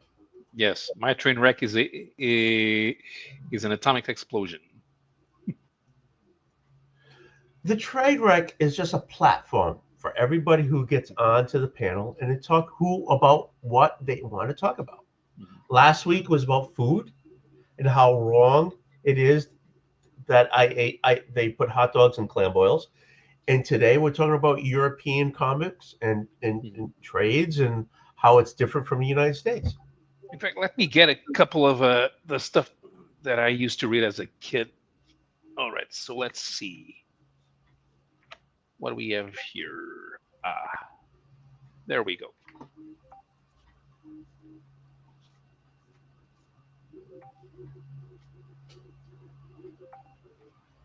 Cliff, are you spacing out? What are you doing? No, I'm my group chat for my plan for Heroes Con is exploding because, of course, this is the time of day where suddenly everybody can chat. You don't realize people actually have lives and they actually work and stuff, right? All right, so I know we all do, and I'm like patient. It's just that things explode when they explode. Okay, so I have a few things here that I had taken out, so it's easier to get to. All right, so this would have been a 1986. Okay, hold on. Maybe we can never. Okay, let me make you. That was not it. Okay, that's it. Okay, there we go. Boom, good. Okay, so this is a digest magazine published in 1986. Up until 86, they still were kind of square bound. Then they were stapled from 1987, but they were usually 80 pages, and they had 3 or 4 stories inside. I love that Avengers. I have both issues where Thor shows up at the end and Counterfire is like, what? And then him channeling all that energy and Counterfire is like, I'm gonna absorb this shit. And I was like, oh.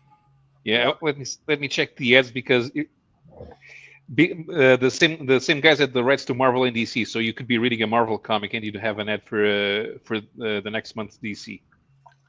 Okay, so this one is Thundercats. There's a Thor story in here. One thing that was one that they had. Readers would submit art and they would publish it. So there is a Conan done by a reader. Then the Doctor Strange is a backup feature. This title actually didn't have main features, but it was kind of understood that it was Avengers related for a while. Then they canceled it to put out an X-Men #1. Of course they did. Inside was the annual. That was in 1988. Because the X-Men were published in this anthology. Oh, there you go, John. Right there, baby. Super Aventuras Marvel. That's right, and they took out the X-Men to put it in their own title and replaced it with the Punisher. Daredevil used to be the other regular feature around here. Let me see if this one is Daredevil. Oh, here it is. So this is a Marvel comic, and this is an ad for Ronin. Oh. Well, it is Frank Miller. Okay, so now John has another path to pick up more X-Men. Yeah. And here's an ad for Disney. Yeah, but right next to that duck or whatever, you got now you have freaking Wolverine on the side of him. So there you go. Yeah. And this is Captain America. By this time, the Avengers were the backup feature in Captain America. But for a while, it had Indiana Jones. It had X Factor. The New Mutants were replaced ROM as a backup in the Incredible Hulk, because and ROM went to X-Men. So instead of putting the New Mutants on X-Men, they put ROM on the X-Men and the New Mutants on Hulk, because it used to be in Captain America. So they just took different comics and just like yeah. And, The idea was that you were supposed to want to read all of them, because you were able to read what was important in the Marvel universe. Gotcha. Right, because they put it all in one place. Yeah, because here's the Thor story. Here's Balder.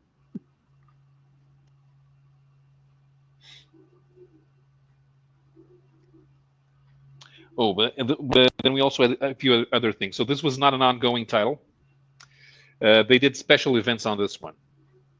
For example, the 1988 and 1989 annuals, the annual crossovers, came out in this title. So instead of one a year, they did 2 a year.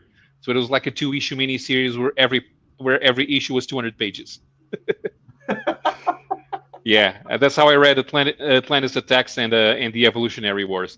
Yeah, but that's not a comic. That's a novel. That's a novel. Yeah. I thought that is. Yeah, so this one, issue number 1, was 260 pages, and it actually had plenty of characters as well. So this is where they defeated the Dire Wraiths in ROM. The X-Men, they had the debut of Warpath. Fantastic Four, they had a fight with Mephisto on this one. So there's a lot of stuff here. And the pages aren't black and white; they're colored, right? Yeah, the pages are color. So it's not like Australia where there were black and white pages. Up to the 1970s, there were still a couple of publishers, because the titles were spread out. There was not in Brazil, there was not a single publisher who had the rights to all of the characters. Ebal usually had at DC, but Marvel was spread out over a bunch of them, and Abril did not get them until 1983. And a few of those were indeed in black and white. Usually they did their own coloring, because they did receive the pages in black and white. That was normal, because the Marvel and DC didn't know if the publisher in another country could print it in color or not. So they always got the. I know I'm a little slow, but I just realized that book's not. That book is not comic size, right? That's more no. There's digests, so they're about 6 by 4.5. So, see, I mean, so I mean, you're just talking about it. It's like, and like I'm like in awe that you know all you know, right? Mm-hmm. And we're all used to this, this stuff, right? And we get it every month or whatever. But for you get it like twice a year or something like that. This was a special edition, so they interrupted. They didn't interrupt. They took out some of the stories from the sequence that would appear in the anthologies to put it in the special edition. And this usually came out in the summer in Brazil. They would do that with many of our trade paperbacks. The Ghost Rider X-Men crossover. If you have that trade paperback, there's a section of the Ghost Rider story that's missing because it has nothing to do with the plot, and it has to do with Ghost Rider. So like that's missing, and then like the stuff in X-Men that had nothing to do with Ghost Rider, like they just took that out, and it's like. It's Ghost Rider and the X-Men Battle of the Brood, and Belladonna's gonna die, and that's it. Mm-hmm. That's what you got, and you liked it, and that was it. That's what you paid for. Because sometimes they would skip a story, especially if it was a fill-in. But if there was a page that was setting up the story that they were going to skip, they would remove it. Or even sometimes they would just remove a normal page because it didn't advance the story, and they needed it for ads. it's actually something that most people complain about, because a lot of people knew that the number of story pages was not consistent on a character. Oh, and if sometimes they ran two consecutive stories in one issue, they would cut out the recap pages because you don't need them. If you have to story, it goes. You went the first part, you continue the second part. You don't need the recap pages because they're all in the same place. So they save 3. Here's another one that's fun. So this is a Brazilian edition of an Italian comic. Nathan never. Yep. The Italian publisher is called Bonelli. Is this Killing one, Nathan, Dog not available? Yes. In fact, we have graphic Dylan Dog graphic novels from Italy. We usually get to publish 1 or 2 a year, but now they're in hardcover. So this is Italian. This is Bonelli size, which is slightly bigger than the ones I was showing. But then there was a different publisher who reduced even the Italian ones in size. That's how we got Dylan Dog and Martin Mister and a few others who are not known in the US, like Mr. No. So they would be slightly small. So these are 6 by 4.5. These are slightly bigger. I'm not entirely sure how big. But the other publisher of the Italian comics reduced it to 5.5 by 4. Wow. But that's okay because this ones actually are in black and white originally. Oh, there you go. Okay. So it was originally in black and white. Yeah, the Italian ones are. And this is US size. Oh, I got that one. And this is what the Editora Abril called the deluxe format. So if it came out in US size, it would be deluxe. It would have better paper stock than the other ones. In fact, this paper stock is better than US paper stock. Oh, sweet. Now I'm jealous because mine's better. And this was in the 80s. This was in the 80s and 90s. Then market conditions changed. The Marvel bankruptcy changed the way that comics were published in other countries, and this publisher Abril, they lost the rights to Marvel because Panini bought all of them everywhere, and now the economics did not make sense for most of the publishers. Oh my God, that's So it changed a bit, made it harder to get stuff, and some of them focused on other things. I even bought the first issues of Witchblade. The first 8 issues of Witchblade were published as a mini series by Editora Globo, and I bought those because there were no new Marvel and DC comics around, and that was not a pleasant experience because Witchblade is really badly written.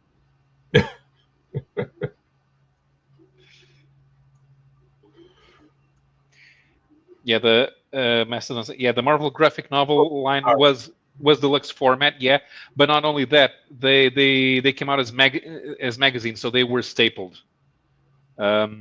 Also, a few prestige formats were published inside the graphic novel line. Like when they launched the graphic novel, the magazine called Graphic Novel, issues 1 to 4 were Marvel graphic novels. Issue 5 was the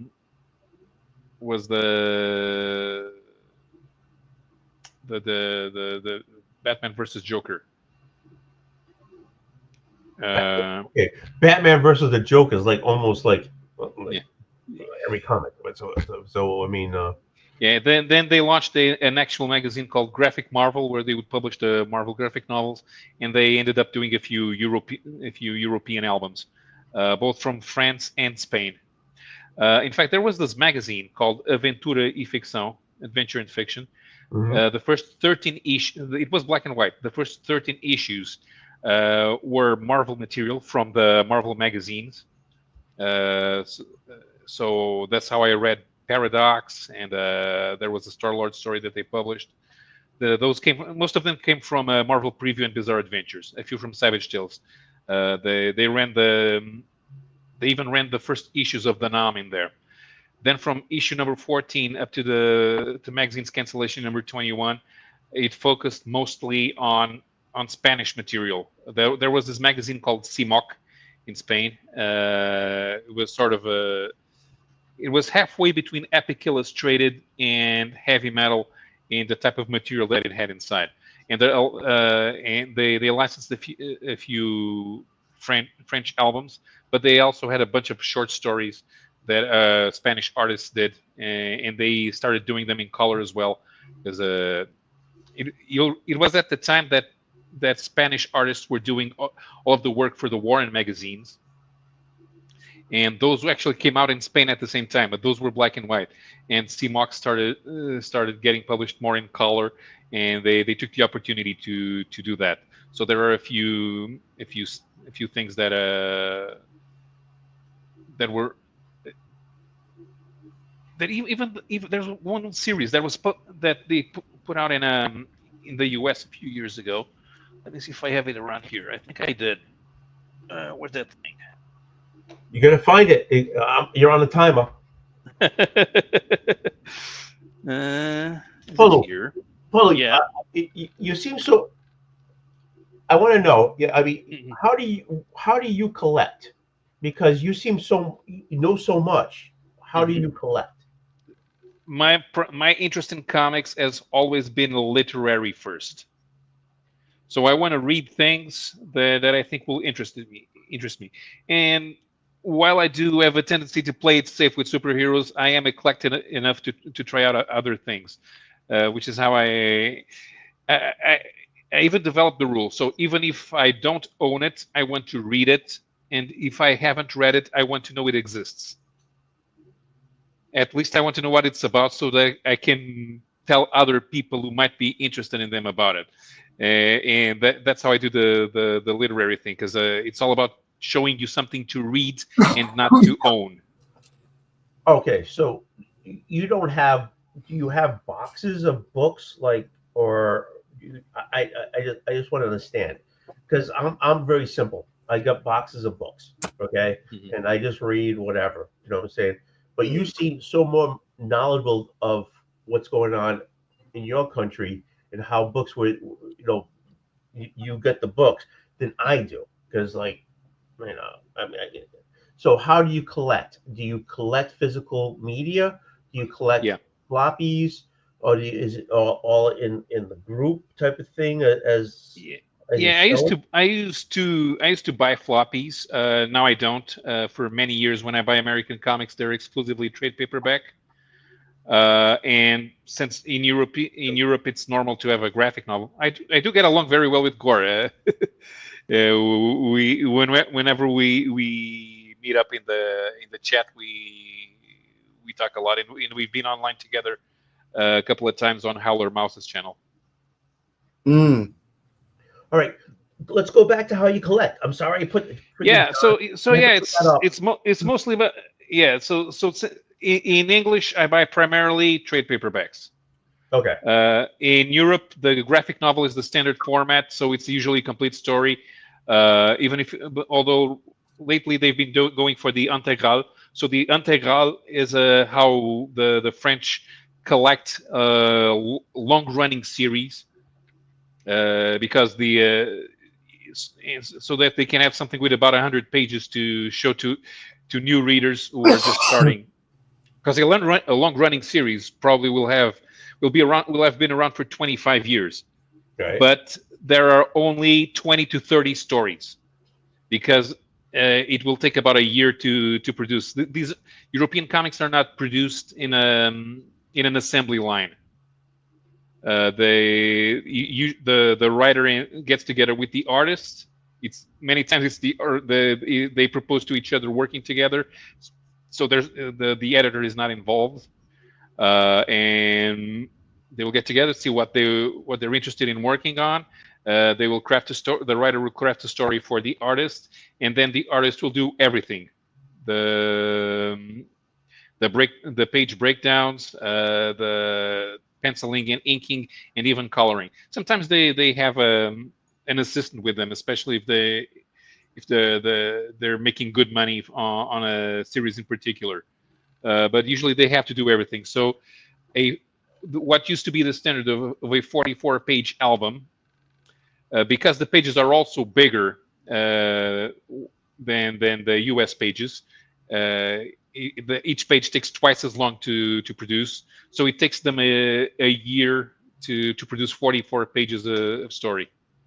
A year? And they're not paid page rate. The standard is that you own what you create. The comic book publishers in France behave like book publishers.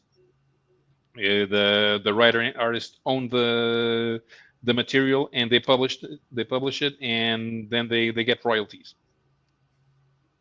But you said it takes a year to produce 44 pages. Yeah, because if the artist is penciling, inking, and coloring everything, it's and even though the publisher does not own the content, the editor is not interested in a half-assed look. It has to be really good. So they have to take their time in order to produce something, because they don't want to get a rejected page. That's just extra work. Wow. I was going to. So this is the U.S. edition of Dieter Lumpen. All right, you're gonna make me I'm making big again. Oh, come on, guys. Yeah. Go ahead. Yeah, because a few years ago, Scott Dunbier had a line of European comics, and they published this. And this one is one of the ones that came out in the CMOC magazine. So the authors, Jorge Zentner, is an Argentinian writer who was exiled in Spain at the time. And Ruben Pellejero is good at this type of Hugo Pratt style storytelling. In fact, when they brought back Corto Maltese, Pellejero was selected to draw the story. They're both veterans now, so they have a good body of work, but they're almost completely unknown in the English-speaking markets. Yeah, John doesn't know him. If John doesn't know him, then they don't exist here. But this is good. Let me show you some of the art. Oh, that's right. So Daddy's here. This book in particular is a collection of short stories that were originally these were short stories.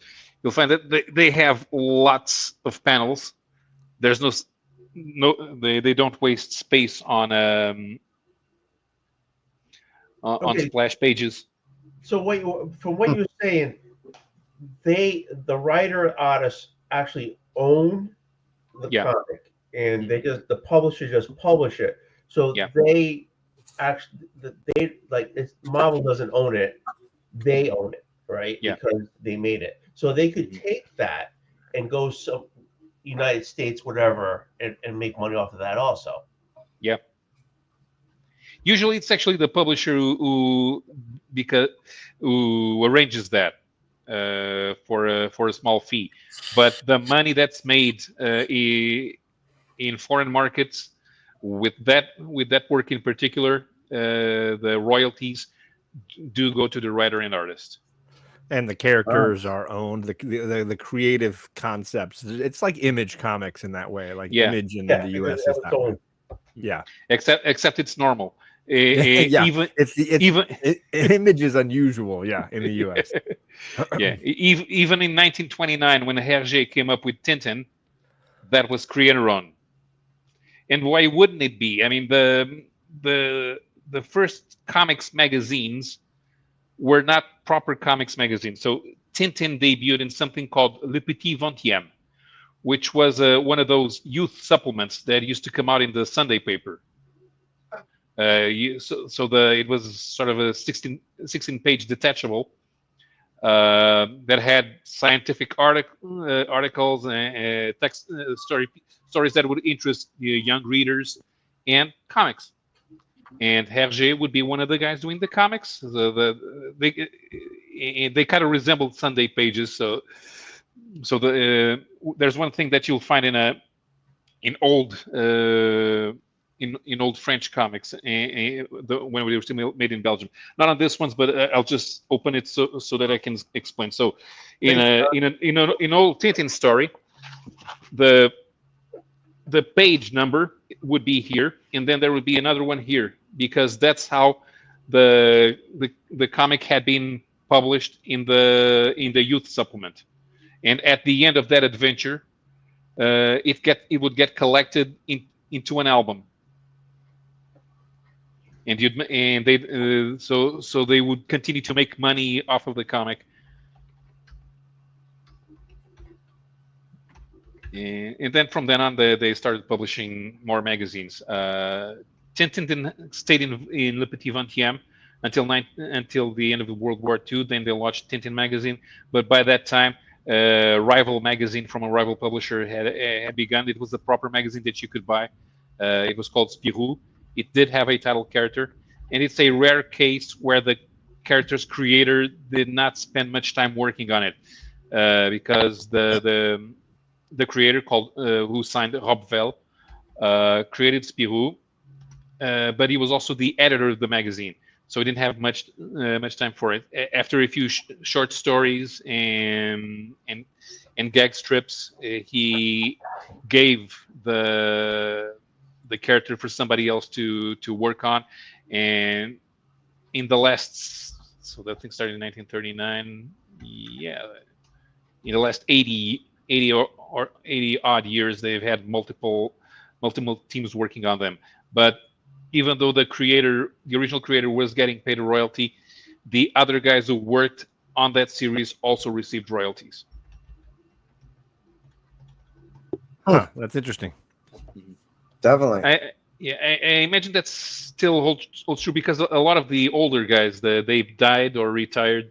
And now we have situations in which the characters are actually owned by a publisher. So right now, Asterix is owned by the Hachette Group, and they hire people to continue the series. But since the authors have by law to be identified, they are also by law eligible to receive royalty payments. That's cool. Mm-hmm. Yeah, Tony. No hands, Tony. I'm impressed. Oh. Yeah, He's no voice either. I put him on mute for a little bit there. Oh, well, there you have it. And John, the conversation summoned you. It's amazing. Well, it was far superior to last week. Pablo's really elevating all of this. Yeah. Okay, last week was all about food. Yeah, even I was downgrading the conversation. Don't take steps backwards, Tony. Don't take steps backwards. Oh, sorry, I had something in my eyes. So yeah, I'm really fascinated because, Paolo, you mentioned those graphic novels with the page numbers on it, and I vaguely recall. So, like, I did not. Well, this is so convoluted. So, the little township, city ship that I grew up with in New York, we still had little bodegas downtown, and there were a couple of guys who had, like, you go in there looking for, platanos and stuff, and there'd be like Comic Digest in Spanish.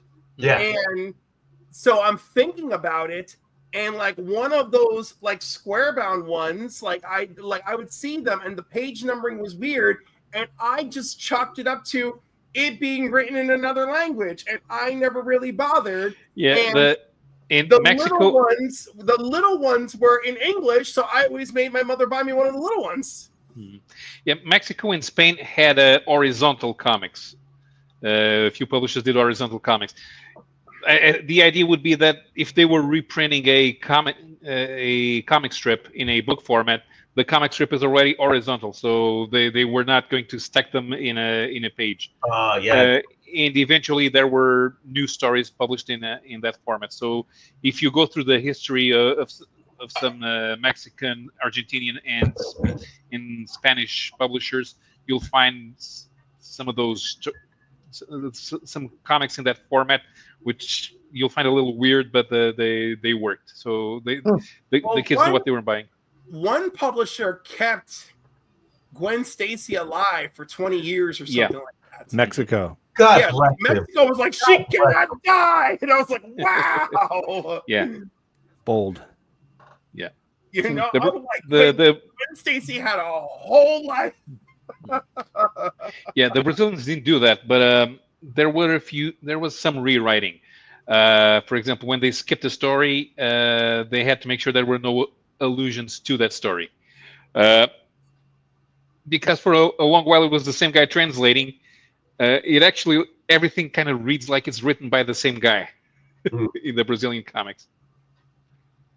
And you know what's funny is that Marvel has adopted her, and she is Gwen of the Spider-Verse for which world? Earth 65 is Gwen Stacy, is where Gwen Stacy lived. Yeah. I love this. I love it.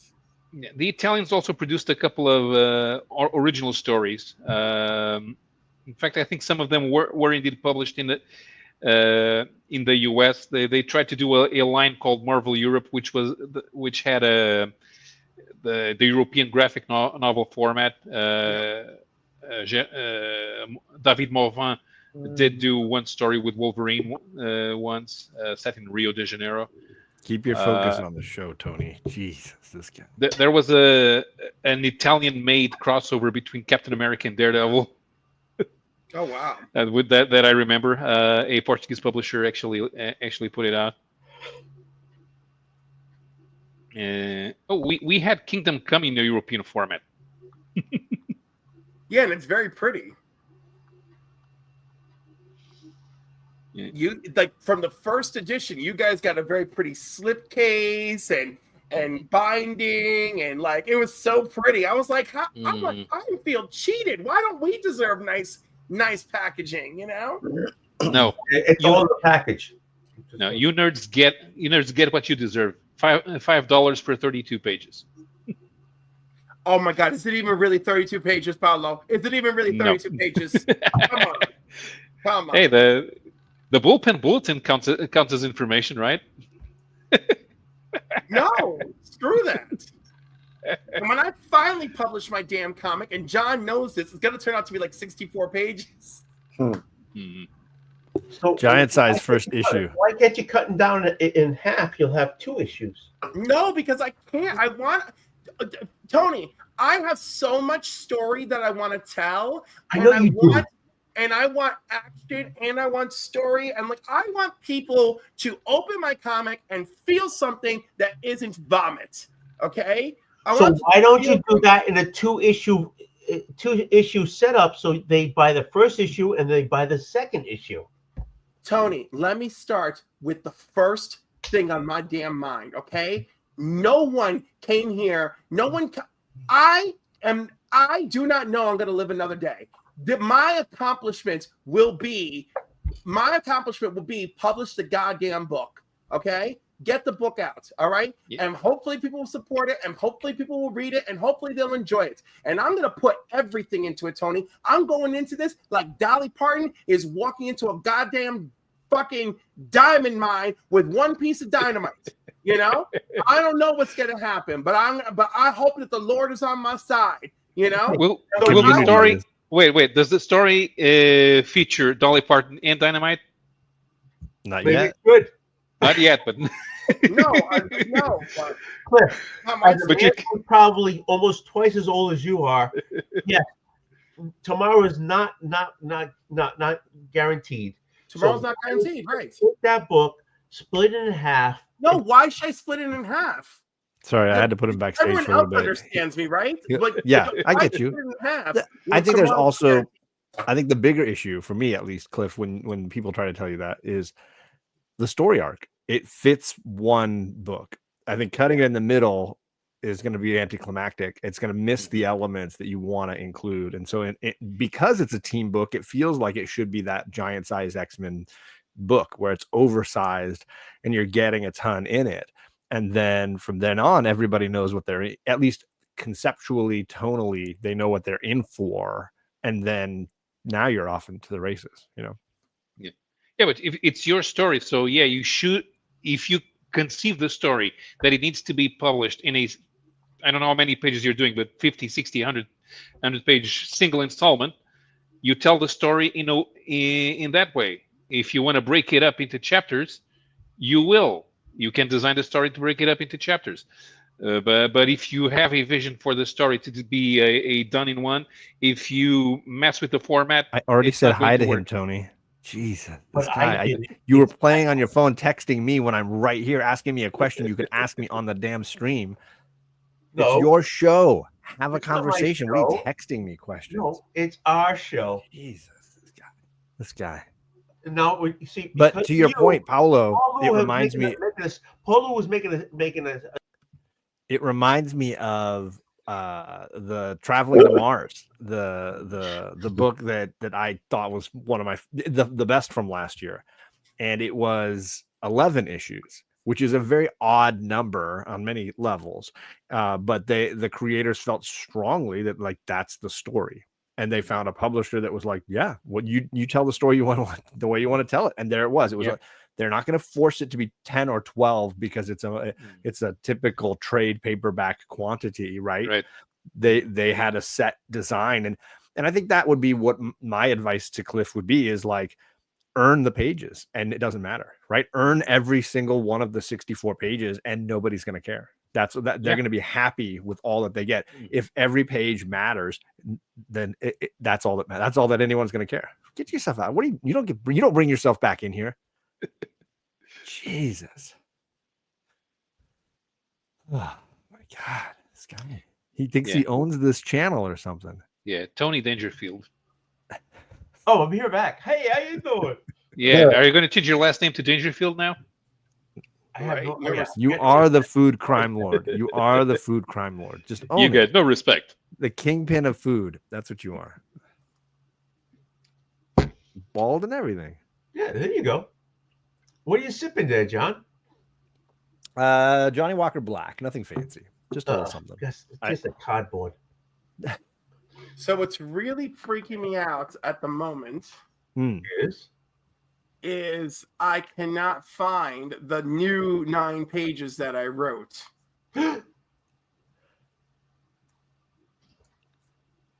Don't stress. It's there somewhere. Yeah, and if it's not, it's in your mind. There. It's there. It's there. You will find it. It pays to have backups, and for those backups to be physical and in your possession as well. Never, ever save to the cloud. Oh, trust me, I don't believe in that. You were talking about Marvel graphic novels earlier, and I had a couple out because I'm talking about them in about 45 minutes. Yeah. Yeah, they didn't publish Emperor Doom. They said they weren't interested. Really? Oh, really? Yeah. But that one they published. Yeah. I have the Brazilian edition of that. I mean, this one was the more popular, at least it seems historically to have the more significance, you know. But I was surprised. I had not read Emperor Doom in a really long time, and I was very entertained by the, I don't know, West Coast Avengers of it all. Yeah, they did publish. They did publish the Marvel, the Shadow Hitler's Astrologer, which was not expected, but it was a very fun read. I feel like I missed an entire. I don't know what this is, but I want more information. No, the only Shadow story published by Marvel was a graphic novel subtitled "Hitler's Astrologer." I feel like I need to donate a super chat to Cliff just to have him draw those cards. Yeah, there you go. Art by Mike Kaluta. Kaluta did. Wait, what do you mean draw the cards? There it is. If I could super chat, Tony's channel doesn't have super chats. I don't know how to. Wait, did you enable this so Cliff could simulcast it? Yes, he did. And is Cliff simulcasting it? I can. Not. I'll jump over to Cliff's channel and donate, and he can get the super chat for it. If you guys want to get me there, help me along, and then you don't have to do all that work. We are trying to get. I'm doing a ton of work to keep you on the rails here, so you're undermining me in a lot of ways. I feel like a married couple that's like there's not a good distribution of labor going on in this couple. I'm putting in the effort, but sometimes this marriage doesn't feel like it's a 2-person gig. You do all the work, and I'll just stay home and make it look pretty and make you a martini. How about that? All right. There it what is. What are we asking of the cards? I don't know. Let me do the super chat first and then figure it out here. Let's see here. I'm gonna donate a super chat to Cliff. Let's see here. Sorry.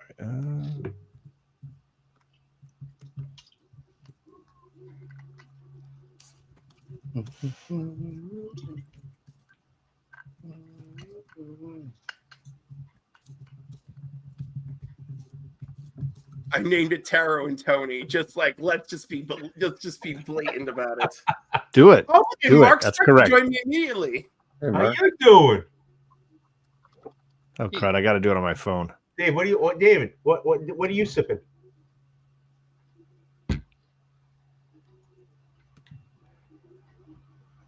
Give me 1 second. Yeah, you talk, Tony. Take over your show. Oh, now I have the. Now I can do this. Yes. Now you can start talking about food again. No, I don't talk about food. Okay. The thing is, everybody has a different ways of eating things, right? Mhm. I say how we do it here, being a Portuguese person in Massachusetts, and I said about a chow mein sandwich, which everybody like, oh, chow mein sandwich, woo! And it's which is a thing that we do here, where I live. It has a special noodle that nobody has. And then we talked about a clam boil, and that you put, so the clam boil has the clams, can I continue? Well, John just sat down. Can I continue here? Yeah, no, talk amongst yourselves. Okay. So it has the clams, it has onion, potato, it has a sausage, which is basically a breakfast sausage. It has hot dogs, it has chorizo, and I get slammed for that because that's how we've done this in this neck of the woods all these years. And There it is. Sorry, I needed to update my information. I don't get that. No, it's not for you. It's for Cliff. The guy that puts in channel work and content creation and puts in time and effort and passion and love. That's like a tease. Really, it is. That's a tease. Yeah, that's what I have to strive for. Earn it. I'm trying to. Cliff.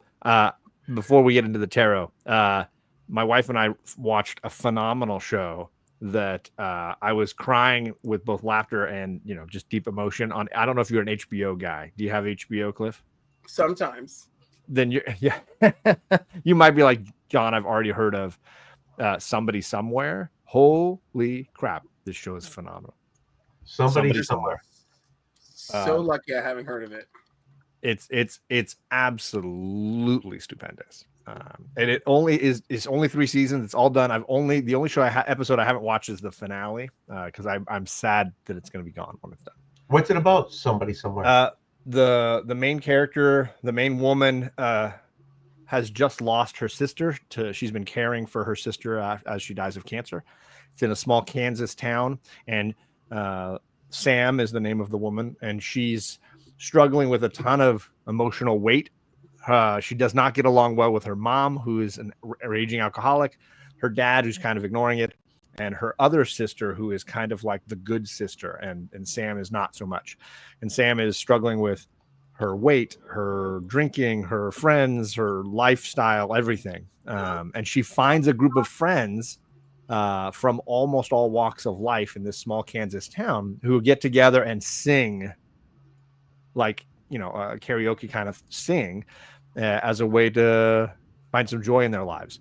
And singing brings a lot of them together, and she makes connections to this guy she knew in high school that was in music classes with her who grew up gay and sort of really struggled in this small town.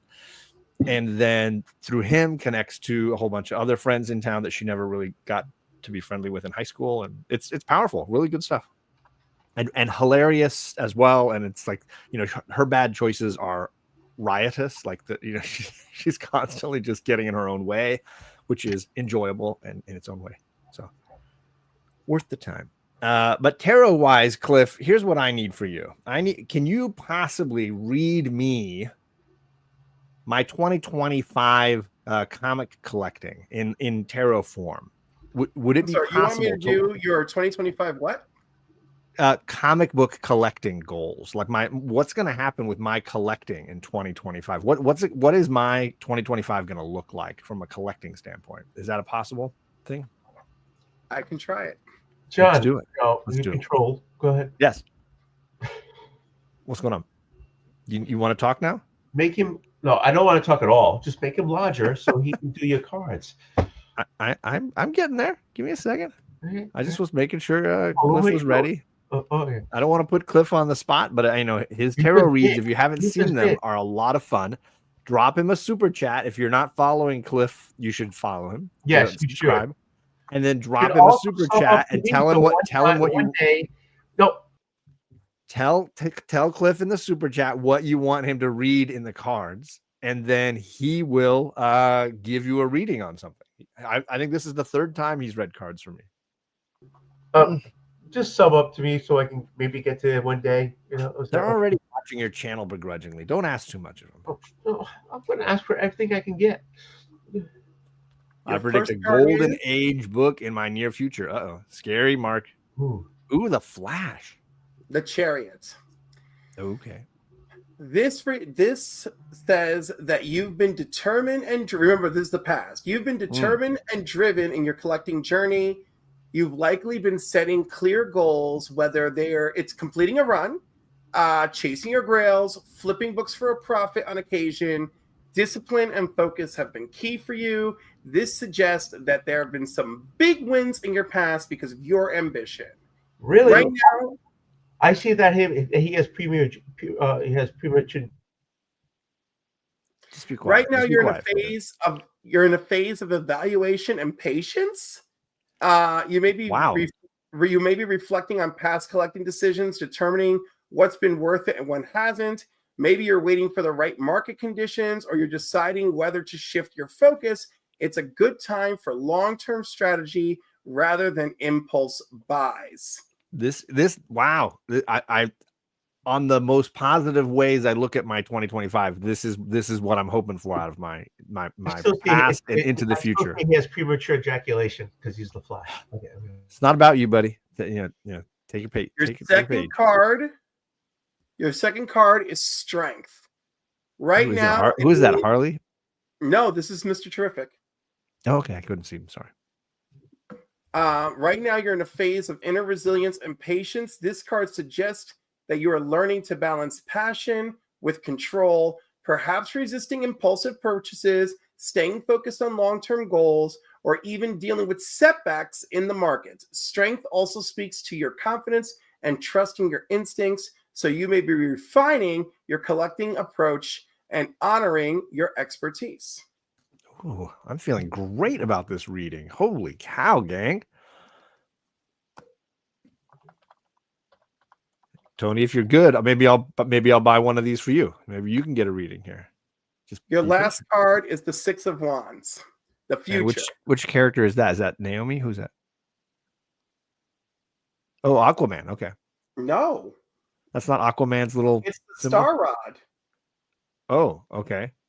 It's multiple. You've noticed it's the Star Staffs. It's Starman. Right? From Starman and Stargirl. Okay. Victory is ahead. The Six of Wands is a card of success, recognition, and achievement. In 2025, you will likely hit a major collecting milestone, acquiring a dream book, or receiving some recognition and praise for your collection, perhaps through social media, convention, or comic book community circles. Your hard work and patience will pay off in a big way, and you'll feel proud of what you've accomplished. Your final insight is stay focused, trust your instincts, and enjoy your journey, because 2025 looks like a winning year for your comic book collection. Cliff, so spot on, man. That makes me feel great. I got a convention coming up next weekend. Not this one, but next weekend I'll be seeing Rob's Fat Stacks. This is nice. Now I'm feeling strong about this. Chef, you just walked into Cliff. He's doing some tarot readings. If you want, drop a super chat over on Cliff's channel. Tell him what you want him to be reading for you. That was fantastic. That makes me feel wonderful. How much is a reading? $5. There for it is. 3 cards. You get a blowout back. Boner Jams, I love you, whoever you are. Who? Oh. Boner Jams. He's on my channel. Boner Jam. He could sub up to me, and he could be on my channel. I know, but I clearly know him from somewhere. And it's funny because I know he's just going to not be who I hope he is, you know? But it'll be really fun if it's who I hope it is. Clearly, then that's not his face? No, that's not his face. It's actually the face of somebody we know, which is also very funny. Guadalajara Slots, also welcome, buddy. How are you? And look at that. Kingdom of Nerds. Bruce enjoyed the reading. By the way, I love that someone from the slot community is like into the comic community. Like, I'm so loving it. I'm so loving that crossover. I want Cliff to lift me up and twirl me over his head at a con. Oh my gosh. That's called the DJ Links special, I think. It is. See you at Heroes. Come to Charlotte in June.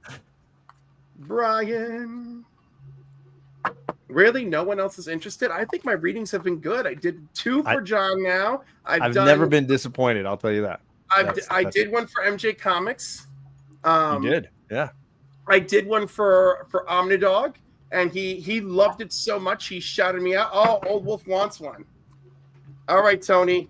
What's it going to be? What's your question? The same as John. What your 2025 collecting goals is going to be? Is it going to look like? Okay. Let's do it.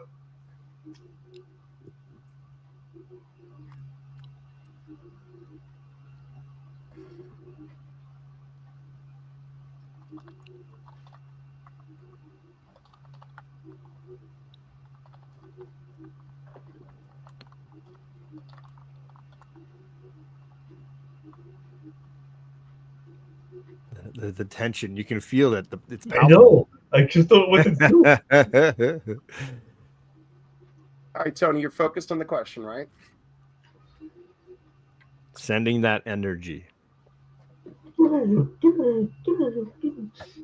Not Wayne's World.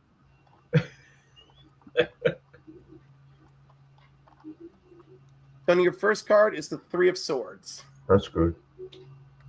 This suggests, and of course, the first card is about the past, right? This suggests disappointments, setbacks, and tough lessons in your collecting journey.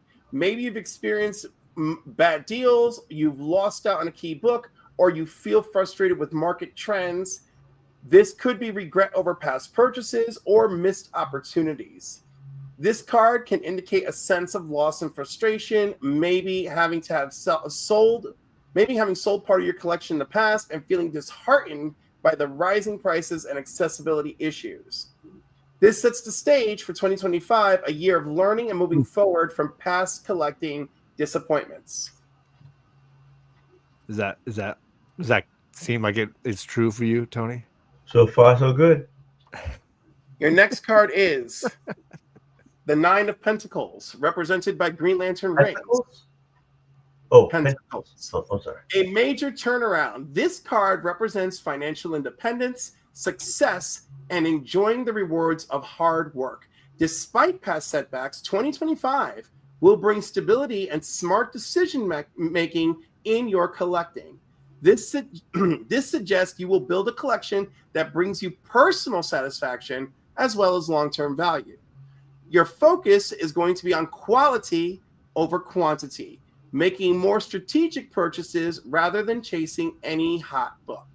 It could also mean that you're finally going to acquire a high-value book that you've been waiting for, as the 9 of Pentacles often represents luxury and self-earned rewards.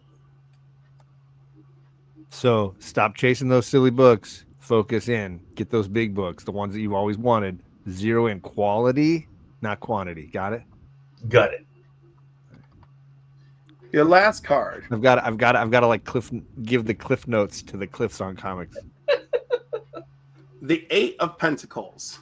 Oh, 2025 will be a year of dedication, skill building, and refining your collecting approach. The Eight of Pentacles is about hard work, learning, and mastering a craft.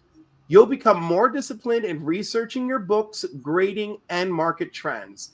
This also indicates a focus on completing a run or fine-tuning your collection rather than impulsive buying. If you've been considering selling, trading, or even creating content around comic collecting, this card suggests steady progress and improvement in those areas. Your final insight is that your 2025 journey will be one of learning from past mistakes, making smart investments, and refining your collecting skills. This year will be about patience and dedication. If you put in the effort, you'll build something truly valuable and fulfilling. Boom. All right, Tony. I truly agree, actually. This sounds right up your alley. It seems so spot on for you. I just from what I know of you. So completing a run, focusing on the books you really, really want, not getting distracted, buying a bunch of stuff you don't need. And then, yes, your content being about the things that you love and enjoy and refining that, narrowing that focus down. I love all of this for you. Oh, thank you. I love you too. Yeah, I didn't say I loved you. No, just I love the reading. The I have reading a is strong what I like for you.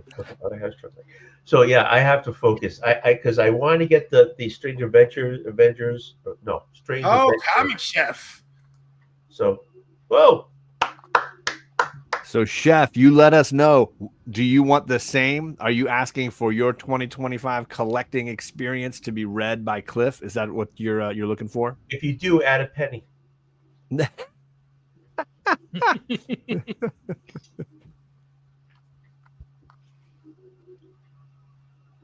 But yeah, I'm on the fence of selling and stuff like that. So yeah, More kids in your future or money.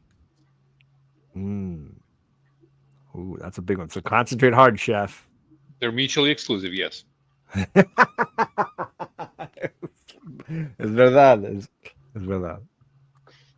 The cliff lift. Yeah, get that cliff lift. Well, Tony, I think that was quite accurate, just like mine. I think we both now have narrowed in on what our 2025 told me to focus and get my shit together and do what I got to do. Yeah, but he said nicer. Julie's told you that many times. I have a feeling today. Today. Where were you at the beginning of the show? She was telling I was listening. She was carrying the show. Yeah, as she always does. I think that's going to be a weekly thing because she has to do her stuff and I'm going to do my stuff, and it's going to go back and forth. So, retro. What are you doing? Oh. All right. Oh, sorry. Let me put your first card, Chef. The Eight of Swords. This suggests a feeling of being trapped, restricted, or uncertain. You feel stuck in a current situation. Possibly you are financially restrained or financial responsibilities are choking you. You've got a lot of fear or indecisiveness. You don't want to make the wrong choice. If you're thinking about having more kids, it may feel like you don't have the freedom or resources to do so right now. And if you're thinking about money, then this card may feel financially limiting or unsure of how to improve your situation. Your next card, it's a biggie. Second card is the King of Cups. This brings emotional maturity, stability, and wisdom. So this card suggests that emotionally, you are in a place of balance and control.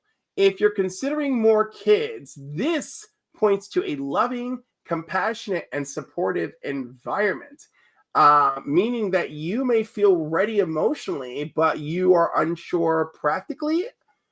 In terms of money, the Cup of Kings advises calm and wise decision-making. You may need to tap into your emotional intelligence to figure out how to manage your resources more wisely. This card encourages you to be patient and make decisions that align with your deeper emotional values. Ooh, I like that one. That was Black Lightning too, right? Yes. And now your third card, the Nine of Swords. Nine of Swords signifies anxiety, stress, sleepless nights. Am I detecting a theme here? You may be wrestling with a fear or worry, both emotional and practical implications on your future. So one of your concerns may be not being able to properly provide for your kids, or about financial instability, and you feel like it could be holding you back. It's very likely that you're overthinking your choices and you need to address your fears and your anxiety. The Nine of Swords also indicates inner tension, and that may be worrying about what's out of your control instead of focusing on how to take practical steps forward. So your final insight is, of course, you should take a step back, calm your mind, make practical plans rather than letting fear dictate your choices. You would benefit from seeking advice or finding ways to address these worries before taking on any major commitments. That was excellent. Wow. That felt like an Oprah moment. I feel like we got some deep insight there. Oh, and you got retro backstage there. Oh, sorry. Stop trying to operate this channel. It's not your channel anymore. I'm the captain now. You know, it's funny. The guy just came off his pants, says that a lot. All right. If you want to put me backstage again, you can let me know in a minute. I just want to come up and let you know I got to change out my business suit. We were doing kind of a wine outlet sort of deal. Except I was drinking mock wine. So it was kind of a formal, in my opinion, panel for being professional. So I'm gonna change into something more retro. Be right back. In all fairness, I did not do her reading. I did yours. Mine or whose? No, I'm talking about comic. He's talking to Chef. Oh, sorry. He did right on point. I'll be back. Yeah. Cliff, you are banging these out, man. You are 100% spot on, man. I love it. Well, that's anybody that sorry, go ahead. This is really a tool of reflection more than anything else. You know. So, you want to talk again? Okay, he wants to talk. Wait, you muted your own mic. What are you doing? I can't unmute it. You muted it. Your hands free. It's amazing. So proud of you. Okay, I'm just going. I'm going until 10 o'clock because John's going to go do something, and I think. Yeah. So if anybody else wants their tarot reading, jump into Cliff's live stream, super chat, $5 or more, and let him know what it is that you would like to be revealed. Come on, Lady F, hop on. He'll read your tarot. Yeah, I love those, Cliff. Those are very entertaining, man. I'm glad.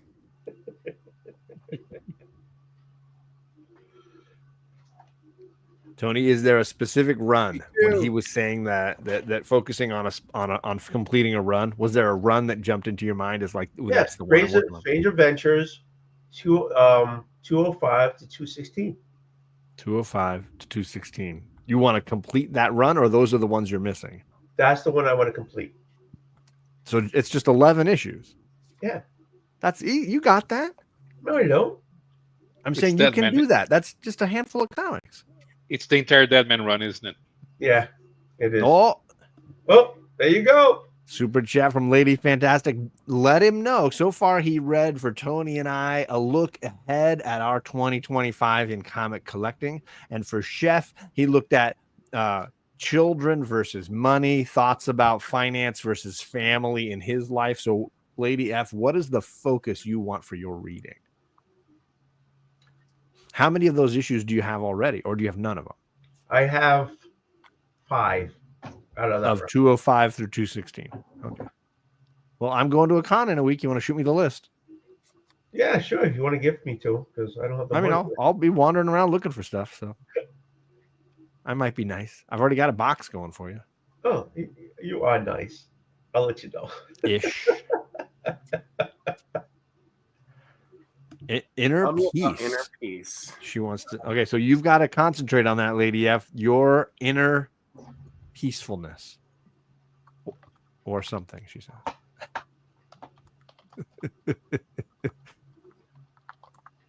Your state of mind. Like I got a feeling my daughter's gonna be printing something here, so I'm gonna mute this if this thing starts kicking. All right. She says, "I'm two harpies inside fighting." Aren't we all? We've been there.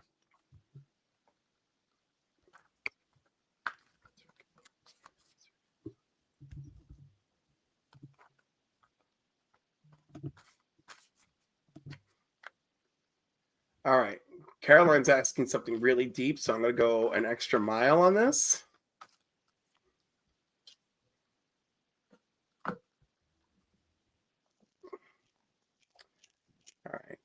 So I'm going to hold the deck here. Caroline, just tap the deck on your screen and then type in the chat after you've tapped it. Ooh. She says she's nervous. Mm-hmm. Just let us know, Lady F, when you've chosen it. She said she tapped. Okay. All right. Very good.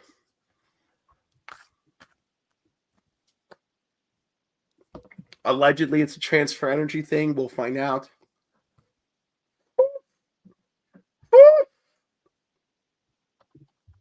The first card represents the past. And the first card is death. Now, death represents transformations. It represents endings. It represents new beginnings. It represents major life changes. Okay. So in this case, it could be about letting go of your past baggage, letting go of unhealthy patterns, letting go of emotional attachments that are preventing you from experiencing your true inner peace.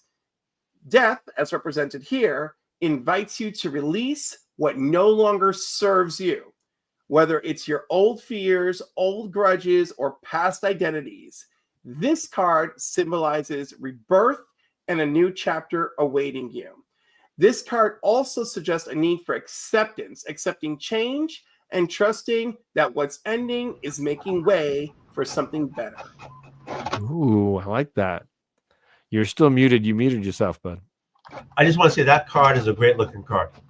Right? The next card, the Empress. The Empress card is about nurturing, abundance, unconditional love. It represents fertility, creativity, deep connection to the natural flow of life. Things that I feel definitely relate to Caroline. Yes.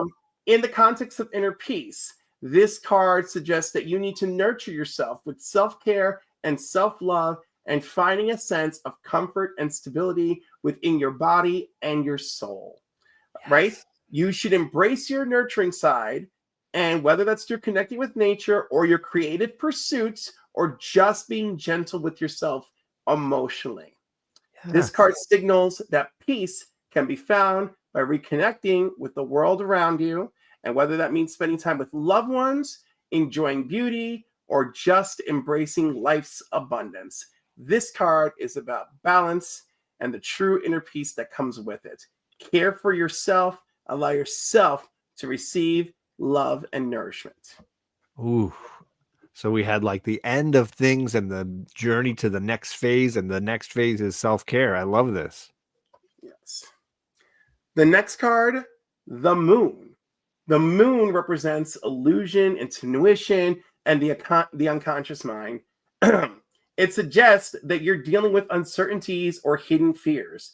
The Moon points to emotional confusion, possibly tied to past traumas, unresolved emotions, fears of the unknown, and it asks you to trust in your intuition and face what is lurking beneath your surface. Only by confronting those deeper issues are you going to find clarity and peace. Inner peace can be elusive because you're not fully facing fears or illusions. The moon encourages you to go within, trust your instincts, and allow your emotions to flow freely and without judgment. Embrace the mysteries of life and let go of your need for control over every situation, learning to accept things as they are. Wow. Was that Catwoman, by the way? No, this is Nightwing. Oh, that's Nightwing. I couldn't. Well, he's got. Oh, no, it's Catwoman. It's Catwoman. I'm terrible. If that's Nightwing, he is stacked. Stacked, right? No, it's Catwoman. I'm sorry. Listen. The combination of death, the Empress, and the moon shows you your path to inner peace involves embracing transformation, nurturing yourself, and facing your hidden fears. You may need to release your old baggage and care for your emotional well-being in the process. Trusting your intuition, embracing change, and nurturing yourself is going to guide you towards the inner peace that you seek. That was phenomenal, Chris. Cliff, Well sorry. done. Another banger, Cliff. This is 3 for 3 or 4 for 4? 4 for 4. Excuse me? Yes. I wanted to let everyone know. I know this is not my panel, but also it's not about content, what I'm about to say. Next month, Autism Awareness Month. Please note, this is important. Yes. Because especially to me, having autism and other people who have autism. Now, remember, autism may be more well known nowadays, but it's still, to most and some, not clear. So I want everyone, when Autism Awareness Month, if someone sees someone like me out there or more deeper in the spectrum, please show respect, pay respects, and please don't mind them. They're just who they are, just like who I am. Well said. Yeah, absolutely. And you said that's April?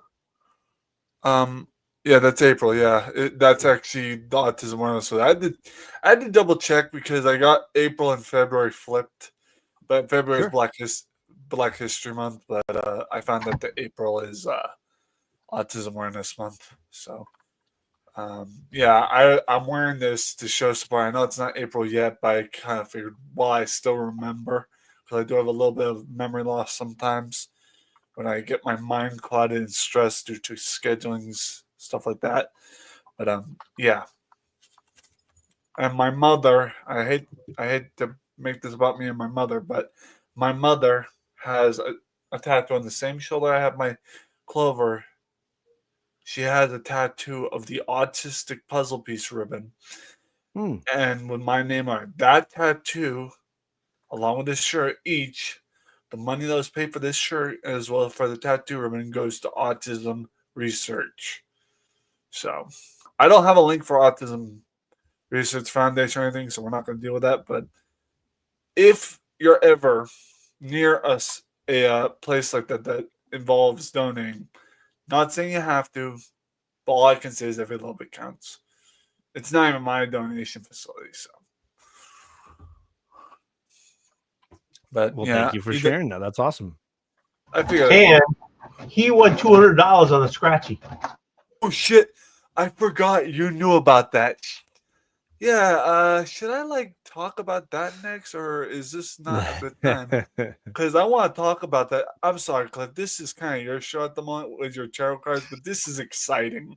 Technically, Cliff and I technically took over Tony's show just because he's kind of a waste of space. So, it was kind of important. Right. Awesome. It was Tony's show, then it was Paolo's show. Now I'm doing tarot readings. Now you can take it away. Well, I'm gonna jump out because I got a show starting in about 10 minutes. 10 o'clock show. Get going. Yeah. But so I'm gonna get going. Realize, okay, I'm a waste of space. Thank you. Later, Todd. But this is what the train wreck is, right? I do 15 minutes, maybe a half hour, what I pick up, and then whatever the panel wants. That's what the train wreck is. Okay. Okay. If we're talking train wreck, if you make me big, I'll do some more train wreck-ish for you. That nothing appropriate. Just there's a sign on there. I got a reference. Nothing appropriate, I hope.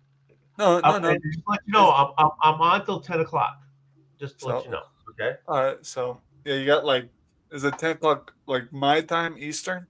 Yeah, you're right. You're in That's New England. where I am, right? That's right. I forgot you're in New England. All right. Oh, hey, Ladies Cliff. and- oh, Cliff, sorry. thank you.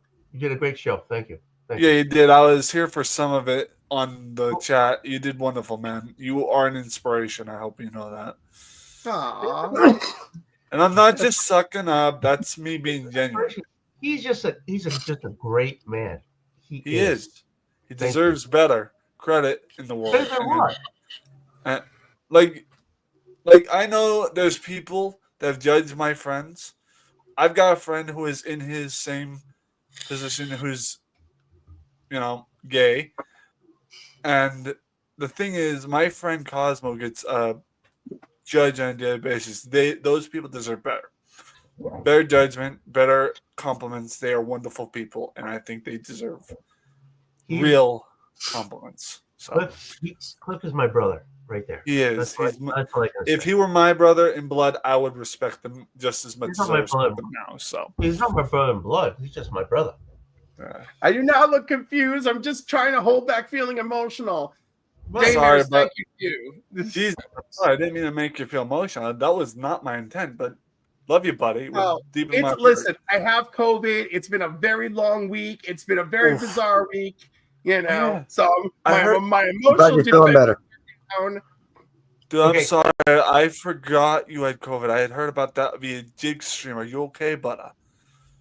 Are you okay? Like, how's it going? Oh, I'm like emotionally, I'm like scattered because I've been out of work this whole week because I literally have saved all my thank you, Lady F and I, we are there for each other in the DMs.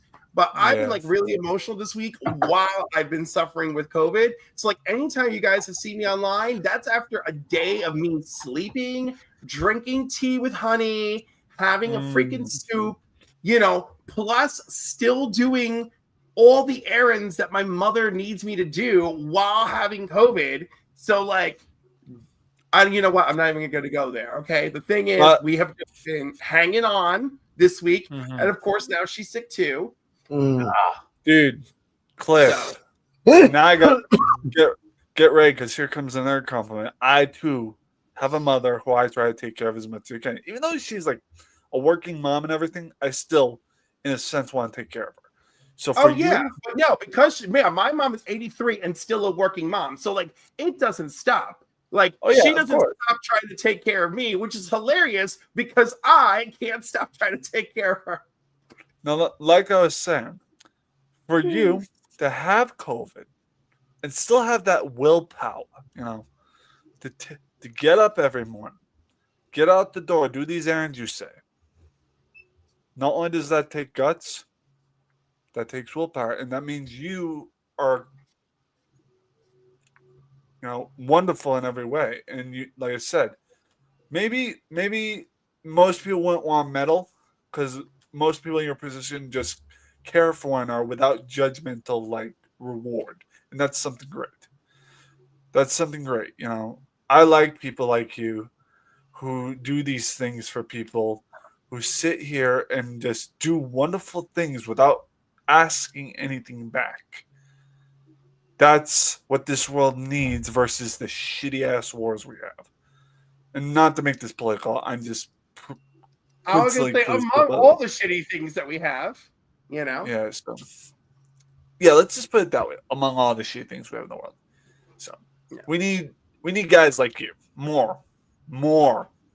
Guys like you, guys like all yous on the panel and chat, who want to make a difference, who clearly don't care about drama and would rather push us aside, which I would too. And that's awesome. We need more people like that in the world. So please, I want to say thank you to you for taking care of your mother. I know I got nothing to do with this, but still, thank you for taking care of your mother. Thank you for inspiring me and everyone on this panel, even with the tarot cards. But yeah, I did have a question. This is just a genuine, just a question. Where'd you get those tarot cards? Those were cool. Oh, I got them at Barnes & Noble. Oh, cool. I think they were. Yeah. I am certain you can order it right off of Amazon. Oh, I only asked that because, funny enough, So that's something similar to that at my local comic book store when I was younger. So, well, the old one was the original DC Vertigo tarot cards. yeah, people love those, and like that goes for, dude. if you have that like fresh and unopened, that goes for a good amount of money because people love Unfortunately, my sister opened hers because she, like you, did tarot card readings. So, but dude, that's awesome. And not to switch the subject, I did want to kind of tell everyone about the situation regarding the lottery ticket. I want to tell you something. It's not to change stories right off the bat, but dude, I nearly had a heart attack in Market Basket. I was already not feeling my best. I was tired, distraught. Not really distraught, but tired beyond belief. I had worked on my YouTube/Twitch from 7 a.m. the morning before till 3 a.m. that night morning after, because I not only did my spiel, I gave Jigs a shout out. I gave all my effort, and I just went to bed at 3 a.m. Still had to get up to go shopping, but then, I thought to myself, okay, I got $2 in ones that I have, in the $5, I'm saving that for Boston tea. So I just one ticket, man. This is a $2 ticket. I'm not confident. I'm not aiming to please, but I said, F it. It's only $2. So I scratched the bonus there. Obviously nothing. Scratching. I see a money bag. I'm like, what does that mean? I says it's doubled, and I'm like, okay, probably just $2. I see the 100. I'm like, my heart dropped. And I had to do a fucking rain check because I'm like, okay, is it $100? Or is it just doubled? Like, I don't remember. So that was double. I'm like, I called for my old man friend to come over there because I was about ready to have a fucking heart attack. He came over. He's like, "Are you okay?" I says, "Dude, look at my ticket." And he's like, "Holy crap! You won $200." I'm like, And this guy, an old man, had to carry me over to the counter because I was having an aneurysm in my head. And I said, knees. "Oh, we're talking like jelly legs." So, and I got over to the counter. The woman says, "Is he okay? Like, what's going on with that?" I'm like, "Man, I just," and Bill, my friend, had to speak out for me. He's like, "We believe he just won $200." She said, "Oh, let me check." She didn't say yet, but I asked her, I'm like, "Was it actually $200?" And she kind of out smiling at me. And she's like, "Here you go." So in paying it forward, not tooting my own horn here to get Rick news, this is just a lovely story for those that may inspire you too. Because my housemate has done so much for me and reconcile with me being stressed, and me being able to go to his room and vent, even though he's like 74 years old and half the shit I do with, he don't do it, but he was able to listen. I did the not really $1 million, but I did the move, and I said, "I'm giving you half my 200." He's like, "Why? That's your money." And I told him, "Look, Bill, you have put me in a position, like not a bad way." I told him, I said, "You have put me in a position to reward you for all you've done for me. You realize," he's like, "What are you saying?" I says, "You realize all the times you have let me in your room to vent, no matter how much I got angry at myself and everything in itself, you listened without question." So I told him, "You're going home with that t-shirt I bought you for a birthday from Dollar Tree that was prior, and $100. Take it and go. I don't care. It's yours." So I cried in the store. I was tearing up, and a nice, kind lady handed me a tissue. And I wasn't crying because I just lost $100 of that. I cried because I don't know. You were What would happy you to do it. Yes, exactly. It was emotion that I don't normally invoke or involve myself in public eye. So, and by the time I got the car, the tears have already gone. I was done shopping and just went to the car feeling happy. I was happy when I got home because I had all these groceries, but in itself, I was able to get at the store a gift card for myself so I could actually order something on DoorDash. I know Oldwolf's gonna lecture me on that, maybe, But No.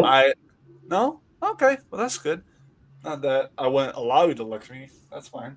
But I got so. You want to treat yourself, man? I mean, that's it. Go for it. Dude, he got a huge motherfucker Subway sandwich.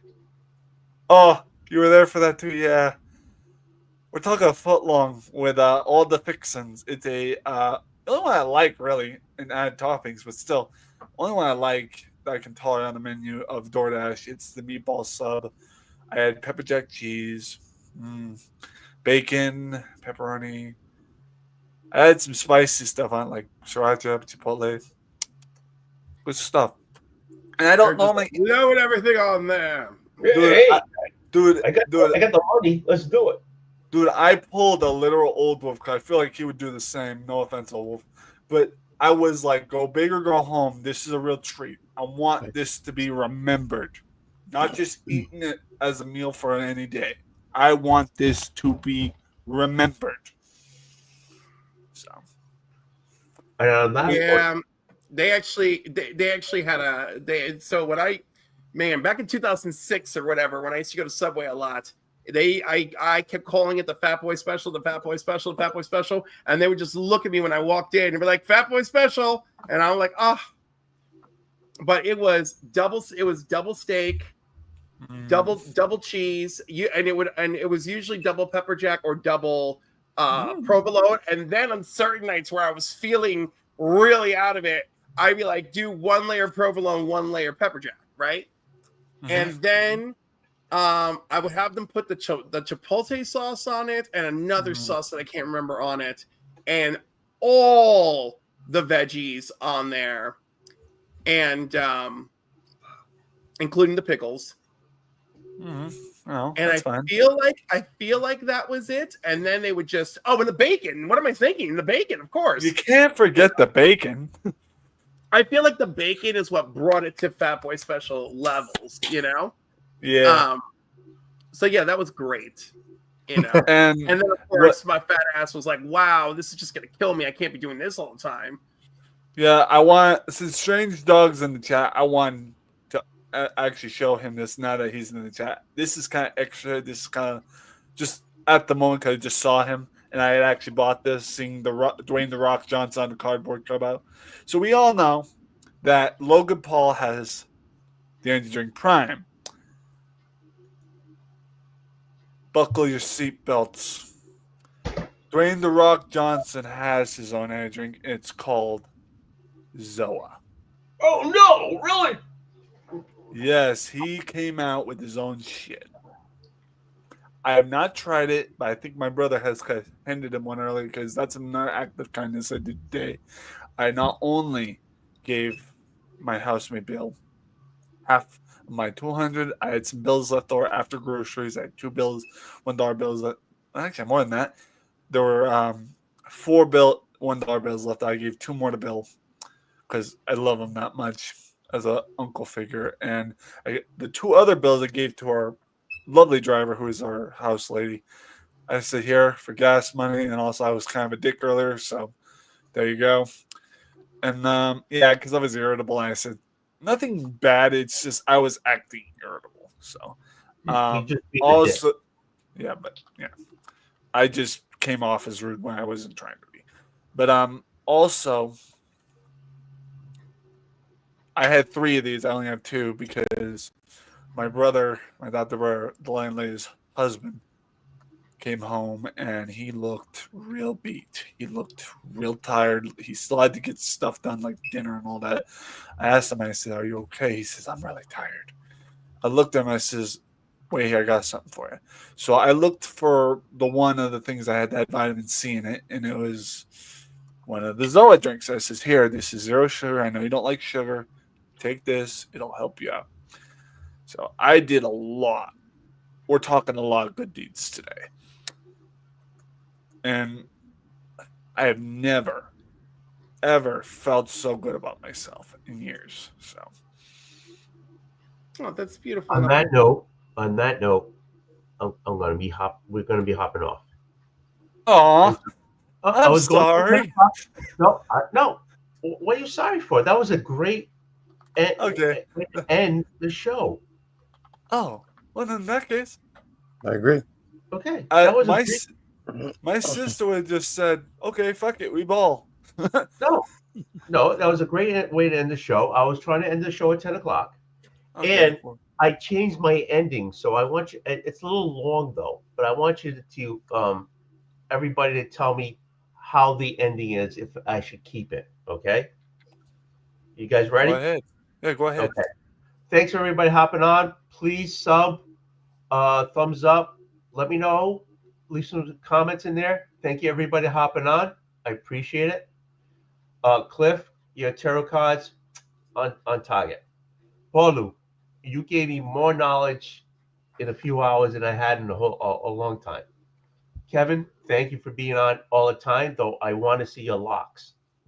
The shit with the hat thing's got to go, right? I want to see the hair. Shiloh, I say that because I don't like it. But anyways, thank you for being on. I appreciate it. Okay, so let me know if you like the ending. Right, it's a new ending. I can keep it or get rid of it. It's up to you. Ready? See ya. Bye. Why is this not working? I'm wondering the same thing. Holy crap! He just kicked himself out of his own show. Yes, I'm so Tony just had a confused. moment. He was about to make me cry. I was feeling the moment, and then I see this. Oh man, I'm so confused. You know, all my girlfriends say he'll break my heart, but they don't understand. No, they don't. Not really.